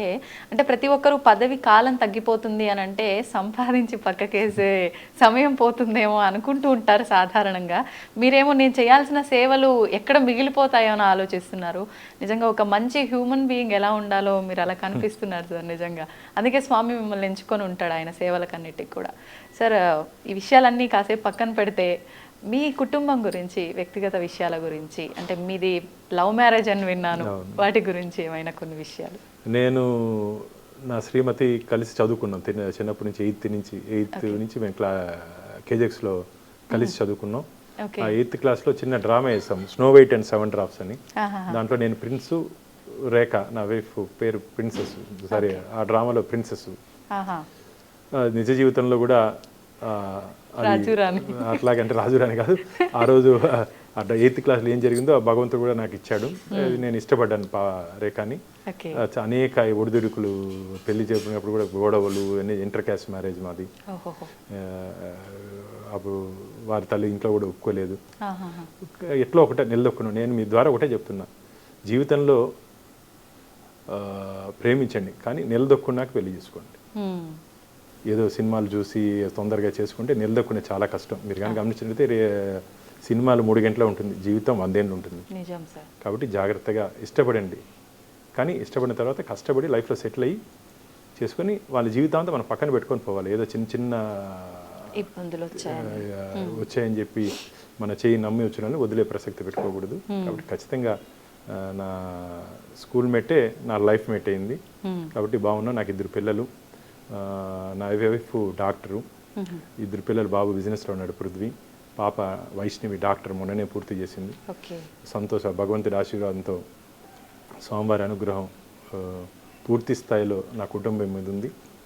సంతోషంగా ముందుకు పోతున్నాను. నేను చేసే ఈ పోరాటంలో పూర్తి మద్దతు నా కుటుంబ సభ్యులు ఇస్తున్నారు.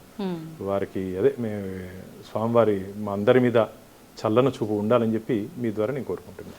సార్, ఇప్పుడు మీరు చెప్పారు, అంటే చిన్న చిన్న ఇబ్బందులు వచ్చాయని చెప్పి పక్కన పెట్టొద్దు అని చెప్పి. మొదట్లో మీరు ఒక మాట చెప్పారు, యువత చిన్న చిన్న వాటికే ఎక్కువగా ఒత్తిడి తీసుకొని ఆత్మహత్యల వరకు కూడా వెళ్తున్నారు. అది లవ్ అవ్వచ్చు, లేదంటే ఏదైనా చిన్న సమస్య, కుటుంబ సమస్య అవ్వచ్చు.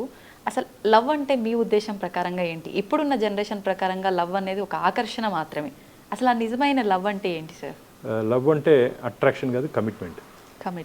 ఏ రకమైన కమిట్మెంట్? అంటే జీవితాంతం మనం ఇష్టపడిన వ్యక్తితో వారికి ఇబ్బందులు లేకుండా, మనకి ఎన్ని కష్టాలున్నా వారికి ప్రయారిటీ ఇవ్వాలి. నువ్వు చిన్న చిన్న అంటే ఇదేదో అయిపోయింది ఒకరోజు లవ్ చేసుకొని, అదేంటంటారు వ్యాలంటైన్స్ డే అని చేసుకుంటారు సంవత్సరానికి ఒకసారి. ఒకరోజు ఉండేది కాదు, జీవితాంతం ప్రేమ అనేది ఉండాలి. మనల్ని నమ్మి వచ్చిన వాళ్ళని జీవితాంతం బాగా చూసుకోవాలి. ఖచ్చితంగా భగవంతుడి మధ్యనే మనస్పర్ధలు వచ్చాయి. మనమే మనుషులం, దేవుళ్ళ మధ్యనే మనస్పర్ధలు వచ్చి చిన్న చిన్న ఉన్నాయి, మన మధ్య కూడా వస్తాయి. అడ్జస్ట్మెంట్ అనేది ఉండాలి జీవితంలో. అడ్జస్ట్మెంట్ అనేది ఉండాలి. నేనే ఎందుకు అడ్జస్ట్ అవ్వాలి అని చెప్పి భావన రాకూడదు. అందరం కలిసి, కుటుంబం అంటే అందరం కలిసి ప్రయాణం చేయాల్సి ఉంటుంది. జీవితం భగవంతుడి ఇచ్చిన షార్ట్ లైఫ్ ఇది. రేపు ఉంటామో ఎల్లుండి ఎలా ఉంటుందో తెలియదు మనకు. అలాంటి సందర్భంలో భగవంతుడి ఇచ్చిన ఈ అందమైన జీవితాన్ని ఆనందంగా గడుపుదాం. జీవితంలో ఖచ్చితంగా సమస్యలు వస్తాయి. సమస్యల్ని అధిగమిస్తే ఖచ్చితంగా రేపు అనేది నా రోజు. నేను పాజిటివ్గా ఉంటానంటే రేపు నా రోజు. ఈరోజు నాకు ఎన్ని కష్టాలు వచ్చినా సరే రేపు సూర్యుడు ఉదయించే టైంకి నాకు అనుకూలంగా టైం వస్తుందని చెప్పి నేను భావిస్తాను. ఈరోజు ఎన్ని ప్రాబ్లమ్స్ అన్నీ రాని నాకు రేపటి రోజు ఎదురు చూస్తా. రేపు మంచి జరుగుతుంది, రేపు నా కోసం సూర్యుడు వస్తాడని ఒక స్ట్రాంగ్ ఒపీనియన్తో ముందుకు పోతాం. సూర్యుడు ఎంత ప్రకాశంగా ఉదయిస్తున్నాడో మనలో హోప్ కూడా అంటే ఒక పాజిటివ్ మైండ్తో ఉండాలి. రే నాకెందుకు జరిగింది, నాకెందుకు ఇట్లా జరగాలి. చాలా మంది నాకెందుకు జరిగింది, నీకు కాదయ్యా. కొన్ని కోట్ల మందికి సేమ్ ప్రాబ్లం ఉంది, బయటపడరు అంతే. ఇప్పుడు అందరికీ, నాకు కూడా డే టు డే ఏదో ఒక ప్రాబ్లమ్స్ ఉంటుంది. నవ్వుతూ బ్రతకాలి. ఏదో సినిమాలో చూసాను, చిరునవ్వులతో బ్రతకాలి, చిరంజీవిగా బ్రతకాలి, ఆనందిస్తూ అందరి కోసం బ్రతకాలి. కాబట్టి ఆ కాన్సెప్ట్తో బ్రతుకుదాం. దేవుడిచ్చిన జీవితం ఇది. బాగా మనం ఆనందంగా ఉంటూ మన చుట్టూరు వాళ్ళని ఆనందపరుస్తూ ఖచ్చితంగా ఒక మంచి లైఫ్ని లీడ్ చేద్దాం. చిన్న చిన్న విషయాలకి భగవంతుడిచ్చిన అందమైన జీవితాన్ని దయచేసి పోగొట్టుకోవద్దండి. జీవితంలో చాలా సందర్భాల్లో లేట్ లైఫ్లో సెటిల్ అయిన వాళ్ళు ఉన్నారు. లేట్ లైఫ్లో 60-70 సంవత్సరాల్లో ప్రపంచాన్ని ఏలినటువంటి పారిశ్రామికవేత్తలను చూస్తున్నాం మనం. అవును సార్. కాబట్టి ఒక్కరోజు ఏముంది, రేపు నా రోజు సక్సెస్ అవుదాం, అయి చూపిద్దాం. మనము జంతువులు మారకు కాదు కదా, మనుషులు మనకు ఒక హోప్ ఉంది. ఆ హోప్ని ఎవరు దయచేసి పోగొట్టుకోవద్దండి.